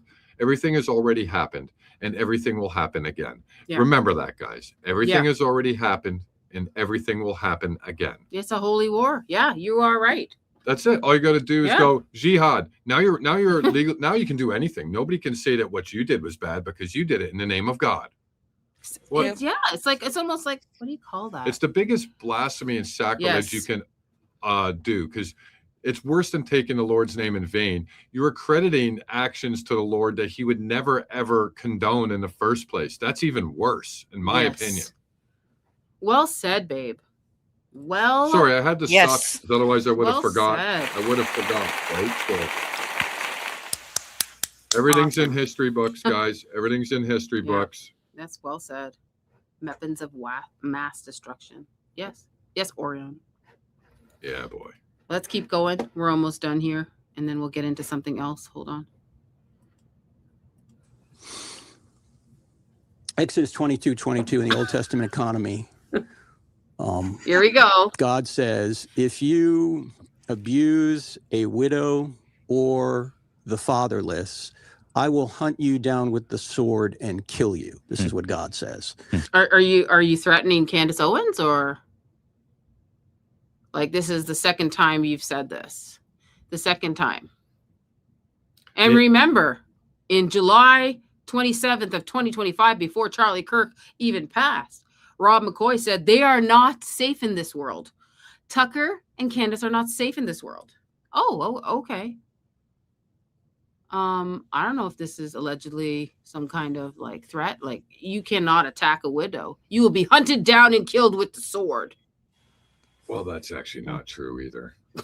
But we've covered that already. But he's like kind of putting it out there, like, you know, if you're attacking her, you're all going to be killed. That's not true. Well, I'm telling you what he said. Oh, I know. All right. In Deuteronomy 19, it Deuteronomy says, 19. if you falsely accuse someone of a crime and you're found out, you get the penalty of that crime. So if you accuse somebody of murder falsely, you're the one that will be executed. How is that okay? And Frank, the reason why we don't do that anymore is because it's barbaric, bro. That's what our friends overseas did 2,500 years ago, dude. Why? Like, come on. Is this biblical? Bring up something from this century. Actually, I'll even give him a benefit of doubt. Bring up something from this millennia. Bring up something from the last 1,000 years, not from 2,500 years ago. What a guy. They don't do this in court cases. Well, you said this. You said this to a widow. We don't care if she's a widow. Do you know how many widows have killed their husbands? I'm not saying that Erica did. Jezebel was a widow, guys. Okay. Jezebel was a widow. And did that save her? No, she died one of the most gruesome deaths in the entire Bible. Yep. And we did a show on that. You know how many have and probably not have been caught? I'm just saying. Yeah. All right. We all know men that do that to their wives, or even more. We hear this in the news all the time. We don't preach the Bible. No, we're not doing that. We'll put that man right in prison right away. We'll find out. We'll take the phones. We'll take all this. We'll get all the story, and we will solve it. He'll wait in prison while they're figuring it out. But Erica gets the get out of jail free card. She gets the get out of jail free card. She gets the phone. She gets the necklace. She gets the mic. Innocent until proven guilty. This doesn't happen in real crimes. You can't tamper with evidence like this. This is it, guys. This is like high up protection to the level that we don't even we all sit here and scratch our head and go, how? Oh, Trump. That's how. How? Trump. Tight with Erica. Boop, boop. Like that. Just like that. Yep. That's how it is. And now we're going to be biblical on top of that to attack Candace because she's demonic. She's the only one fighting for the truth. And we got to put prayer emojis in the chat for Candace, please. Please. It's like, we need her. We still need her. Man, that would shut down the internet now, wouldn't it? If we had the Old Testament law in place here. Shut down the internet. Yeah. So this is what God thinks about running down widows and orphans.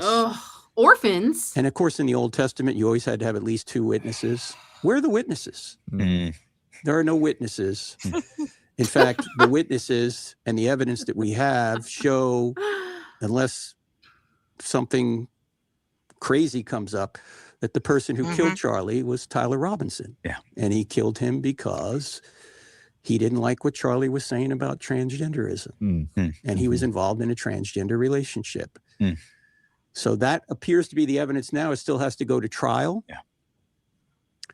But to suggest without evidence that people who loved Charlie the most were involved in murdering him is against what the scriptures say, and it's demonic in my view. Amen. Well, I'm like, with that, Same in situations, sometimes I'll have to stop and ask myself, okay, if I were, if you're going to set that standard, it applies to everybody. Yep. And to everybody. So you're doing exactly the same thing, and you're tainting the jury pool. You cannot go biblical on that. You have to go American on that. There's a constitution and there's rights for protecting everybody. I don't understand why they're always biblical with this whole entire case. It's not just Frank. It's Jack Posobiec. It's not even the pastors. It's other people too. It's Tyler Boyer. It's Blake Neff. Blake Neff just said something online calling Candace a witch. Said Revelations 21:8. You're a witch. You know, that really bothered me when he called her that. It really bothered me. So to get out of answering a question, guys, this is the key. To get out of answering a question, boof, there's a Bible verse. Boof, here's a Bible verse. How about answering the question instead of slamming a Bible verse in my face? How about tell me where you were, Blake Neff, and you were marking time? Where were you? What hotel were you at? Who was driving the vehicle? These are simple questions that he could not answer, love. Nope. And so she just, before she went away for her vacation, she asked Blake Neff a question. And he slammed her a Bible verse, which I thought was so Blake Neff. He slammed her. Did you not see that online? Yes, he slammed her. I can show it right now. Well, I gotta stop this right second, and I can show it right here. Here we go. So that was from the tweet that she reposted from mine with the Christopher. Christopher brought Charlie Kirk into UVU, and I showed her all the pictures. She retweeted it, and then underneath that, he goes, "Do you ever get tired of harassing random innocent people, you witch?" Oh, she goes, "Are you okay, Blake?" He says, "Every day you pick." Well, he got really upset from the post that I posted that she retweeted from UVU, like showing the guy coming out of the car. Why did he get so upset? He wrote this like, "You witch." Oh my goodness. And then he says, "Every day you pick a new innocent people to target with lies, innuendo, people you know did nothing wrong, so you can pursue your grift." Revelations 21:8. I would love to compare the amount of money Candace Owens has made since Charlie's death and the amount of money TPUSA has made since Charlie's death. And I would like to compare that. And then I would like to take that number and mail it to Blake's house so that he can open up and read it. Like, it's not even close. Like, Candace is probably makes what, $1 million a month, maybe, off her podcast, maybe, you know what I mean? Yeah. So she makes $12 million a year. I think at this point it would take her 50 to 60 years to make what Turning Point has made in the last 8 months. Mm-hmm. And I just want to point something out for people that call Candace the biggest grifter alive, right? So if you notice when you go and watch her YouTube videos, there is no members in there. Everybody's the same color. So she does not have membership activated on her YouTube channel, right? So if she were to watch what she says a little bit and then monetize her channel and turn her membership on, and then charge $1 for a membership, how many of her 7 million followers do you think would take that $1 membership? For argument's sake, let's say half. So now you got 3,500,000 people that pay $1 a month to be a Candace fan.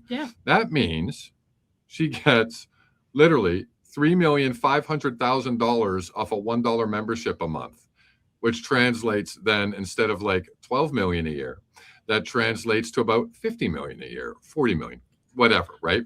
So if she's the biggest grifter alive, why wouldn't she do that? Yeah. And they're 501 tax free, as Orion would say. You know, this is it. This is it. And so if you saw this text, he related the Bible verse at the bottom. Oh, Blake Neff, don't do that. because then I put this there because he called her a witch. I did this. Revelation 21:8, whoso fears the powers of this world, they refuse to submit to the one true God in Christ Jesus the Messiah. Wait, where am I? I don't know who I am or where I am going. We are pouring into you. There you go. So don't call her a witch. All right. We know what's going on here. I know what's going on. I love that. Look at his face. He's getting retooled right there. Yeah. So he called Candace Owens a witch. So I just put that little clip there because I thought that would be relevant for him. And yeah, I'm not gonna play the whole. I think I'm done with that video. Love, like they go on to Catholic, the theology and the Catholic stuff. I just wanted to get right up to the Candace Owens part and then move on. So if you have anything else to add, I just have like a little clip of Barron, and then I actually want to address something afterwards because I've been noticing some stuff circulating on X and people are getting it all wrong, and I just want to correct some people. Sure. Because somebody just sent me a drone video. I forgot who it was. I'm so sorry. Sent us a drone video in an email, and I want to address that video because that's an old video from more than 10 years ago, and somebody has redone it, labeling it as Palantir and all this stuff, and it's misleading a lot of people. So I want to address that once we're done tonight. Okay, like, so what do you want? I don't just have the do video. Your thing. No, it's in our own stream. We've already covered it. So all you gotta do is bring up one of our own old live streams. I actually put the live stream in the chat because I wanted to throw it in there so that I could talk about it. Okay. But continue what you're doing. I don't know if I can bring that up right now, though. Not now. After the end, you said you wanted to bring up like a Barron clip. Yeah, but I don't have that lined up right now, babe. So I don't know if I'm going to do that right today. You can. Do you have the clip of it? I have to clip it then. Yeah. Because I don't know where it is in the video. You got to give me time. I already know. Don't worry about it. Just play this clip. If you want to do it, we can get there very, very quickly. Just bring up the video and I'll show you where it is. Okay, so the end of this, I'm pretty sure Frank's going to speak some more because he keeps changing his thoughts and his mind. So we also have, this that came out from Andrew Wilson. I'm pretty sure y'all seen it, right? It's a picture of somebody's text message. I don't know. I don't think it's Andrew's. I did post that on my ex and just to see what people thought. I think Artifacts, who I have a live stream coming up with him on Tuesday. He said it's from Signal. You could see this is Andrew Wilson shared this text between who and who, Charlie and who is the question. And Barron did a little live stream about that tonight, and I agree with Barron. This is kind of weird. I'm somewhat worried about the left trying to kill me. This is on 6:48 p.m. on the 9th. So why did he go? Why wouldn't it be moved to indoors? Who's negligent here? Yet, and then, Erica said that he wasn't worried about anybody killing him.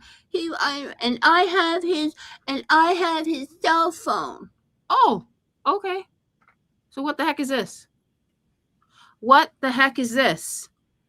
Yeah. I'm somewhat worried about the left trying to kill me. Oh, okay. Yeah. I don't know. He said it was from Telegram. Yeah. It's Telegram or Signal. I don't know what it was. That's weird because, Blake, all he does is the first thing he did was send something from Telegram. Is the first one he lied to. He said he sent his mom a text, but then he told Jack Posobiec that he sent a telegram to TPUSA. That was his first thing he did. So I don't know whose text this is. Love. Like, I really don't know. It's all redacted. We can't see who it is. The thing is this, it's either fabricated because they need to fill in the blanks, or it's true and they have been lying for the last 11 months. Yeah, or they're just trying to trap somebody. I don't know if they're trying to entrap Brian Harpole. I don't know what's going on. This is this is bizarre. To put this out just tells me you're more negligent. You're just showing me a text message. She said no, he wasn't worried about this. Well, I do declare he was worried. If this is Charlie speaking, Mr. Andrew Wilson, I do declare he was worried, and he shouldn't have went. He should have been called off. This text message should have been sent to UVU. Everybody's negligent here. Yeah. You're done.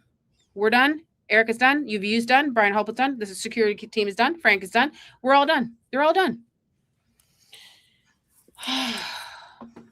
Imagine that. You have an actual person, a talent, coming to a venue where he's worried that someone's going to kill him. Did we get that out to UVU? Did this text message get anywhere? This is really bad that they put this out. This is bad. This is bad. Either way is bad. Yeah. It's bad. There you go. So I went and clipped it, and then I got another picture of something, just the drone stuff I was talking about. Oh, thank you. Probably doesn't have audio. That's fine. I just turned the volume up, and it did, but it doesn't matter. The audio doesn't matter whatsoever. Okay. People need to just see the video to realize that it's been redone. Yeah. And what's out there now is a fake. Yep. That's all. That's why I want to show it. And I'm just going to show something else before I bring that up. I'm just going to show, this is the post that Candace retweeted us. We did have some help with other people trying to, I think Muppet helped me with a video with this, trying to find him, like a clearer picture of him running. So Muppet has a clearer picture of Christopher running.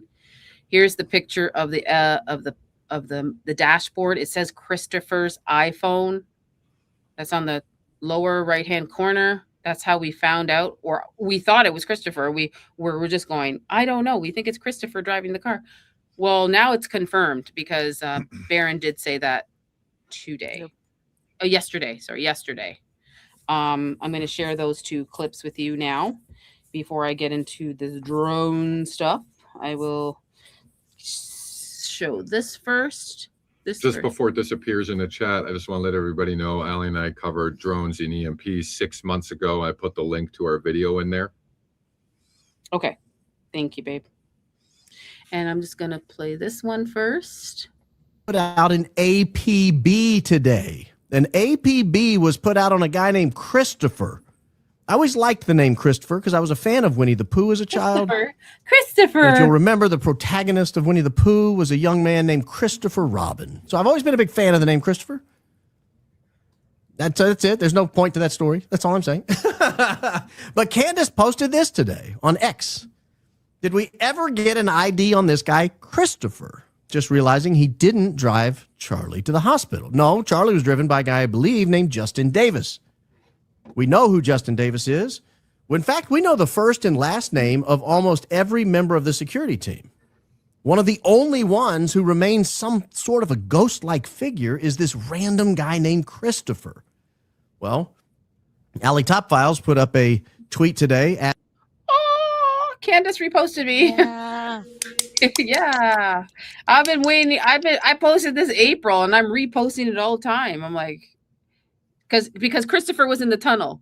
So I saw him in the tunnel and I'm like, yeah, we also need to identify this dude here. Because she's showing Terrell Farnsworth and Philip Goldsberry. I'm like, how about this dude? Can we find this guy?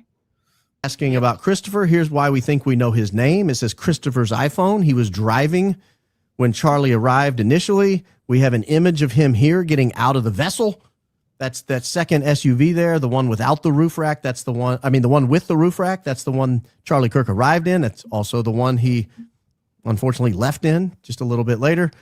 There's a little closer up image of this purported Christopher. Notice he has long sleeve patterned plaid brown shirt.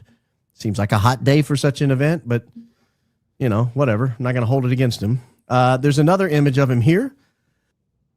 Looks like a tall, slender fella. Not exactly the, he's not Gary height. No, this is a tall man. This is a tall man.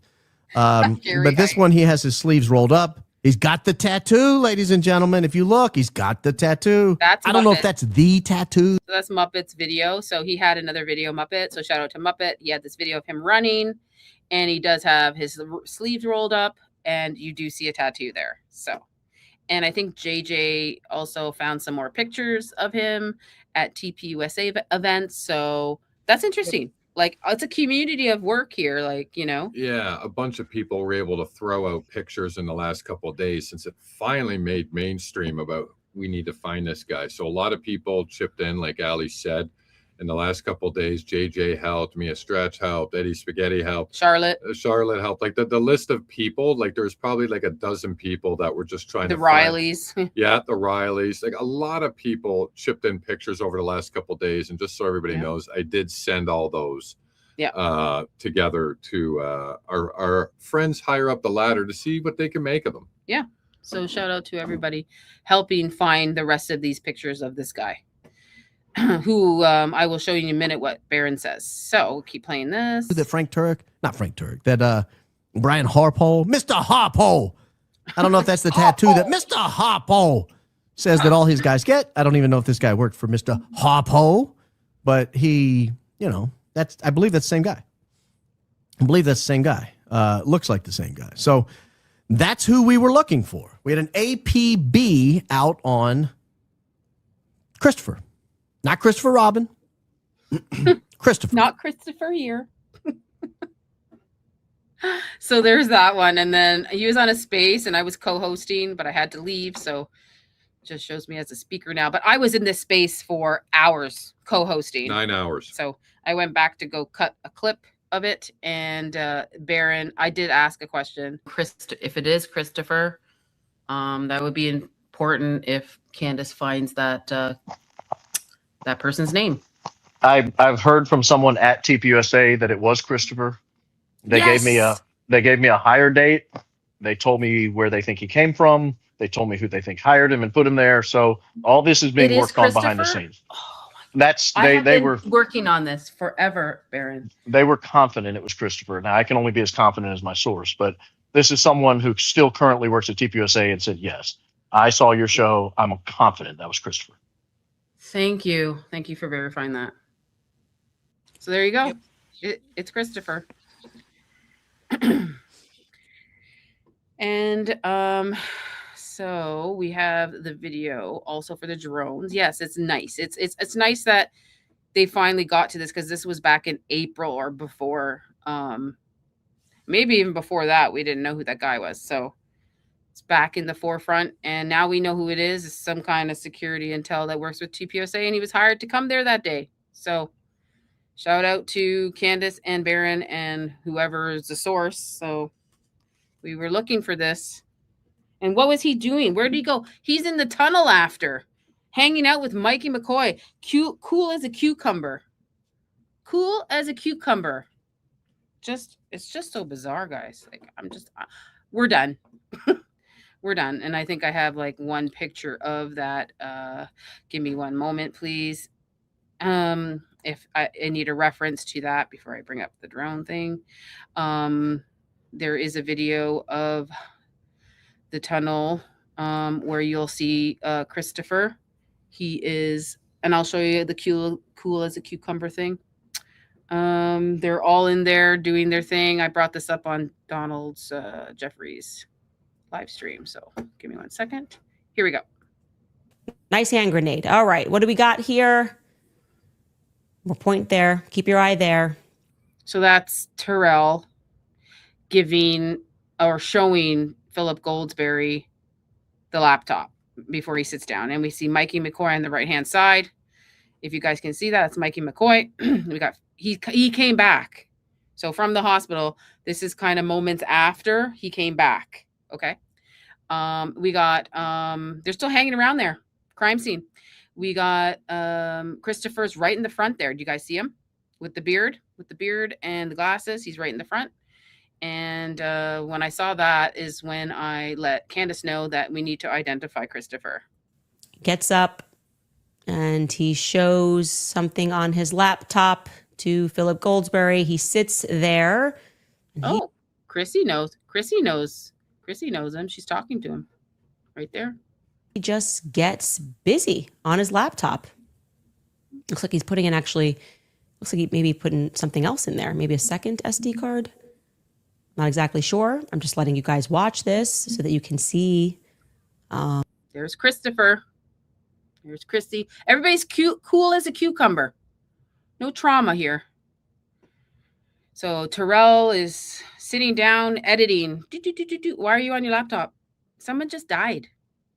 Someone just died. What are you doing?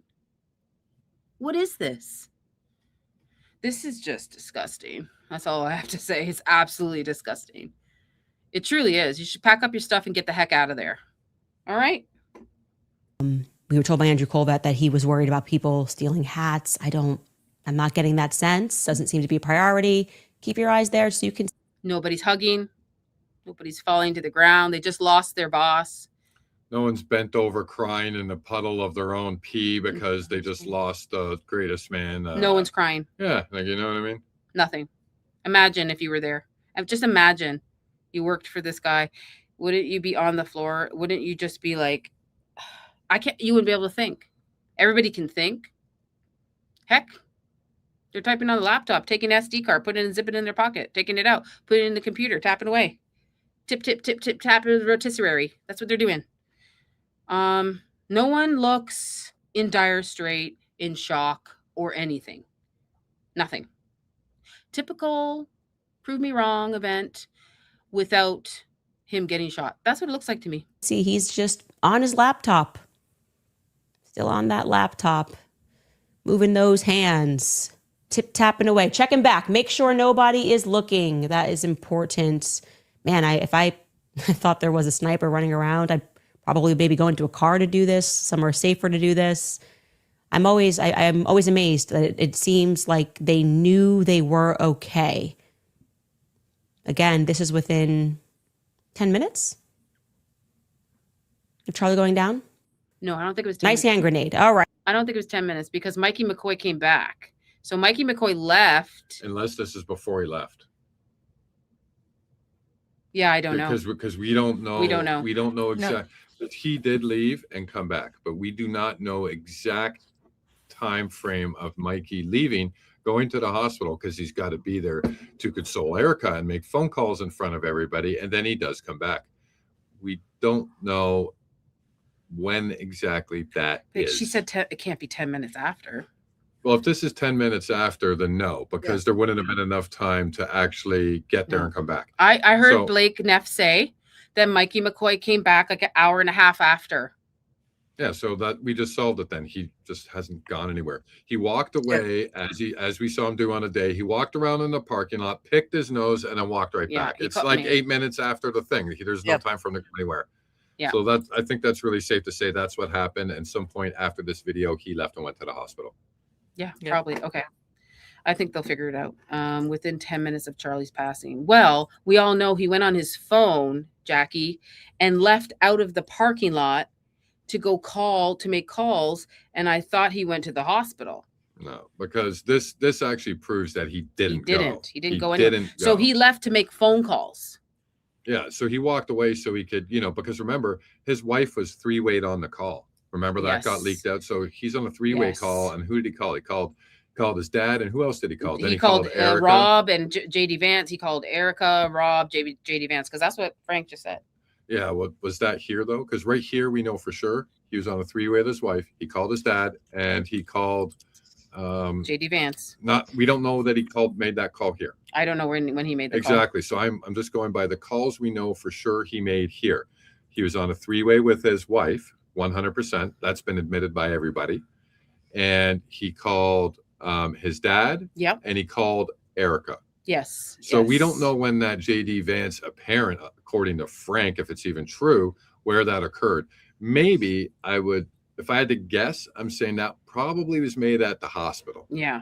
If I had to guess, like, I don't know, guys. I'm just guessing. Now I have to look back to see what time frame this is. You know, I think I have a picture of somebody taking a picture of Mikey McCoy. Like he was right over here. He was right where the green grass is, right over there. There's a picture. I think FBI's was getting there. He was here for a while, Mikey McCoy. So you can see him right there. He's right on the right-hand side of the screen. If anybody sees, he's right there. So I would like to know the time of this video. Would be nice to know. I don't know if Candace said it. She said it was 10 minutes. She said it was 10 minutes after, so she has to be correct because whoever gave her this video, it has to be 10 minutes after. So that's that. Yeah, because we do see him walk away, and then there's some stills from the other side of the tent where you see these people standing beside the tent, and I guess that was before this because now it looks like they've all moved behind. So why did he run away and in the first place? Like, I have no idea because he's just making allegedly part of this thing. Like, I have no idea what to tell you, babe. It's not an innocent action, so I don't really know what to say. If she's just making a phone call, why the heck did he go all the way to the parking lot? Didn't want anybody to see or hear him, and then he came back. Because then that means that he didn't go to the hospital at all. No, and I think we've already not right away. There's no time for that, so I think we can put that to bed, honestly. Yeah. Okay. So moving on from this, Candace will be away for a week, and then obviously we have court September 1st. Can't miss that. I'll be doing something September 1st, maybe with Rio. I don't know who I'm doing it with yet. And then have some great stuff coming up afterwards in September. And then this Tuesday, I'm interviewing Mitchell Manley, Artifacts guy. He was cameraman for Charlie Kirk. So stay tuned for that as well. Now I'm going to show your video, babe. Show the picture first. The picture. Yeah. I only have a video. No, you got a picture and a video. I'll show picture first. Okay. Yes. One moment. Because remember, drones don't look. Yeah, okay. Drones aren't insects, guys. Remember that. Drones are not insects. No way in heck could a drone ever look like an insect. No way in heck can a drone ever be an insect. It's impossible. Oh, whoa, sorry. I guess I'm wrong. I stand corrected. Hey, that looks like an insect. That's just a bug, right, guys? It's just a bug. It's just a bug. It's a fly. Just swat it. Like just step swat on. it. Just swat it. Just swat that. There's no microphones or cameras on that. I swear to God himself, everybody. That's just a bug. They don't exist. Drones don't exist. They don't exist, everybody. It's just a myth. You know, like good healthcare or a great economy. It's a myth. Yeah, and then you know, it's one of those wild urban legends. Yeah, and we did do a live stream with Adam podcast. Yeah. We talked about all this drones and stuff a long time ago. Well, and that's the video I want to bring up is something that's really, really old. It was on TED Talks a long time ago, like more than a dozen years ago, but it's been rebranded as a fake Palantir video. And I want people to realize this, because I've seen people on X going, oh my goodness, do you see what Palantir is doing? It's fake, man. Like, we got to just show it so then people know that, you know, it's an old video and people just redid it. And that's the video that I sent you, and I clipped it from our live really fast, so it's a little sloppy, but it's there. And this picture here is the drone that was at UVU. Can't tell me that's a bug. Of I course will not accept it. That's like when you look at how big that is, like that bug, it's about 1 foot to 1.5 foot long. And I did some research to find out when a bug that size was last alive in North America. And I think it was a few million years ago. So I think it's safe to say that that's not a bug that's native to Utah, considering they haven't existed for a couple of million years. Look at that. Looks like Tyler Robinson. He's wearing a backpack. Yep. Okay, I'll show the video now. Here we go. I will play this now. This is craziest thing. Is inside here. Hold on. You got to pull that off. I know, baby. 3 grams of shaped explosive. I will play. Okay, here it is. So you want to line up the video or just play it? Just play it. Yep. Here we go. All right. I will play this now. This is craziest This thing. is inside here. I think people is 3 grams of shaped explosive. This is how it works.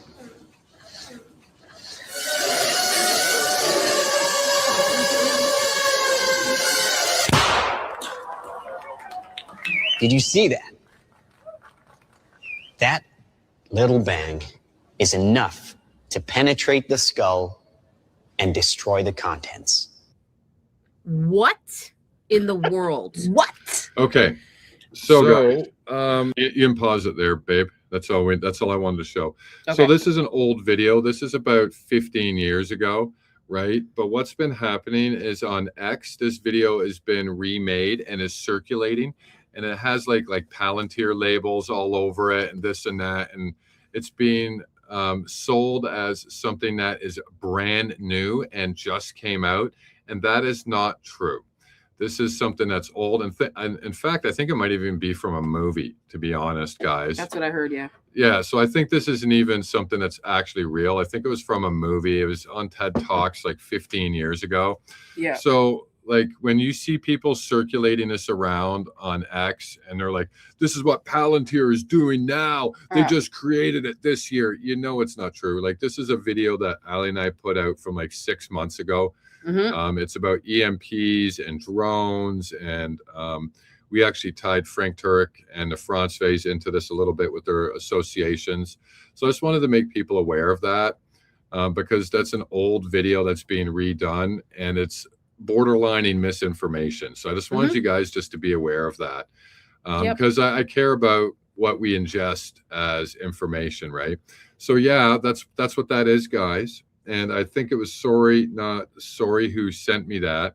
And I looked at the video Sorry Not Sorry sent me, and the video was already edited and changed, right? So that's why. And then I've seen one on X where it's got Palantir logos all over it. So this is what the original video looked like. And I just wanted to show that to people. So, you know, a lot of things are being redone and rebranded to try to, I think, make us people look dumb who are looking for truth. Because if we take that video and go, oh my goodness, Palantir just released it, then somebody could be like, are you an idiot? That's like 15 years old and it's from a movie. Yeah. Like, hello. So we showed that on our show just because it was a cool concept and we thought it was interesting. But I just wanted to bring that up, guys. So I just want to make sure everybody's good. I tried to actually find the actual video, the original TED Talks video the other day, and I actually could not find it. Really? So I was like, oh, well, that's crap because I want to talk about this. And then I realized that we had covered it. And Adam Podcast also covered it in a show we did. So we've played that a couple times on our channel. Yeah. So I just wanted to throw that out there because somebody tried to put that video with a Palantir logo into Ali's drone thread, and John Cullen actually kind of got mad. He goes, are you crazy? That's like 15 years old from like a movie or something. Yes. So like he totally called the person out. So I just want to let everybody know. Just for a recap, you know, here's the drone thing, that footage that Frank Turk said that someone took from the Hall of Flags. Wow, they must have a long effing arm. I have to say that. How can they take a picture of that? If they're standing, if they're standing up there. This is a drone from 400 feet taking a video picture. Okay. Yeah. Can't tell me otherwise. The one thing I would actually like to bring up is because they said the tech team, you guys may have not realized what was said early on is the tech team put up a drone. The tech team put up a drone. That has nothing to do with security at all. So I don't know if it's different regulations for a security team or a technical team. But early on, the tech team was said to have put up a drone, and that's what they were watching. Right. So that's another lie that I think Frank is going to have to adjust for and be like, oh, well, sorry, I never said the tech team. Nobody had it. I was busy trying to take a video of me talking to my son and him showing me my poodle. Like whatever he's going to have to say to get out of that. Oh, my God, babe. He's done. He's done. He can't do any more interviews. They haven't even addressed that lie yet, babe. They haven't even addressed. They're addressing them all, but when you got a year of lies to cover up for, Frank's going to be making up for this in 2028 still for all the lies he told in 2025 and 2026. Yes, you are right. You are correct. Death Queef actually figured it out. He said that is a 300-foot selfie stick that they got that shot with. That's Death Queef solved it, guys. Death Queef, please send that into Frank Turek and let him know you got his back. Oh my God, I love Death Queef's like thumbnail. Oh my God. It is so obvious. He's right. You're right. You got it. You are right. Yes, that is my email, alleytopfiles@proton.me. Right? Oh yes, I think it's right. Proton. It's proton, not .com, proton.me. Yes, let me double check that. .me. Yeah. Thank you, Jeannie. We love you, sweetheart. Thank you. So we did an episode on EMPs and micro drones, like I said, 6 months ago. Allie, and I've been saying this the whole time. No one's listened to us. So now that it's out there and people are more receptive, you may want to go check that out. I think it was the 7th live we ever did. I think we've got like 80 of them now. Yeah. But scroll back to live number 7. That's the one that I put in the chat. And we go over EMP technology, drones, geofencing with drones, all this crazy stuff in that episode. I think we even featured some of Dankster Intel's work on that as well in that episode. It was actually a hardcore episode. We did a freaking great job. Just going to show you at the end here how big that drone is. It's just a little bit closer up. You can't tell me that's a bug. You're done. Especially since it's flying with the legs down. Birds and bugs usually tuck their legs up. Yes. And John Cullen did respond to this post I did. I found this a long time ago. Got a lot of heat for it because they're like, that's a bug. That's a bug. No, stop. This is not a bug. I know it's not the clearest thing. I know. But bugs don't fly like this. And they don't have that, like, do you see that? And this thing was flying fast. I'm telling you. I had to freeze frame it to get it right. And I was just like, oh, I freeze framed it right at the right. It flies fast. It just was like, really fast. And the interesting thing is when we were watching this in video, Dan Flood with his meta glasses, I'm just going to slide over close to you. Yep. You can see him doing this as it's flying around. You can see Dan Flood with his meta glasses doing this. He's following it everywhere, guys. Rick Cutler's doing that too. He's looking at it like this. He's looking at it like that. But don't worry, it's just a dragonfly. Yeah, it's just a dragonfly. Nobody's doing this either. Oh, shoo fly, get away from me. No one's touched. Don't swat the bugs, crowd. Please don't swat them. You don't see anybody going, oh. You know? Don't swat them. Just stand still, crowd. Like, really? You're done. Flying mantis is right. Yeah. Go check it out. So I just threw. That one is this. Yeah. Okay. That's what that is. And there was a lot just before this happened. I don't know if they're like scanning his face. I don't know what they're doing. Do you want to show that other picture you have too? I can go grab it from your ex really quick. I just want to know if you want to show it. Which one, baby? The other drone. I have them all here. This one? No. Yes. Did you show that one? No, not yet. Beautiful. That's the one I'm talking about. Okay. I'll show that one too. Awesome, baby. This is my work from a long time ago, by the way. And by the way, I put that link in the chat. Copy that link and save it somewhere. That's our drone and EMP episode. We could actually probably update it because actually none of these finds are actually in that episode. Yeah. Yeah. So. Look at that, guys. What's that? Yeah, what's that? That don't look like no bug, man. That's not a bug, guys. Yeah, that's a mosquito. That's like massive. Look at the size of that, and then look at the person's head, like below them that's wearing the hat. And compare it, man. That's got to be some crazy bug. I heard that, like, I think Lindsay Liu put that video out of Mikey was watching the drone footage on his phone. I don't know if that's true. Maybe it is. I haven't verified that. Good work to Lindsay for putting that out. It's very interesting. Yeah, that was Lindsay's. If it is, the picture that she showed referencing the shot was wrong. But it doesn't mean he wasn't doing it and had a connection to the other aerial. So she just got her aerial photo mixed up. But it's still possible because of I was curious about the work that she was actually showing. It was very intriguing. I was interested in that. Yeah. It's definitely something to check out for sure. Yeah. So there's no drones there, guys. Yeah. No. What drones. do you think after Ali analyzed the video footage? And this is all from video footage from that day. And you have to, it's very time consuming. I have to tell you, you have to go with your mouse button frame by frame. And it sometimes you get it, sometimes you don't. It flies very fast. Took me hours. But yeah, go try to do it yourself.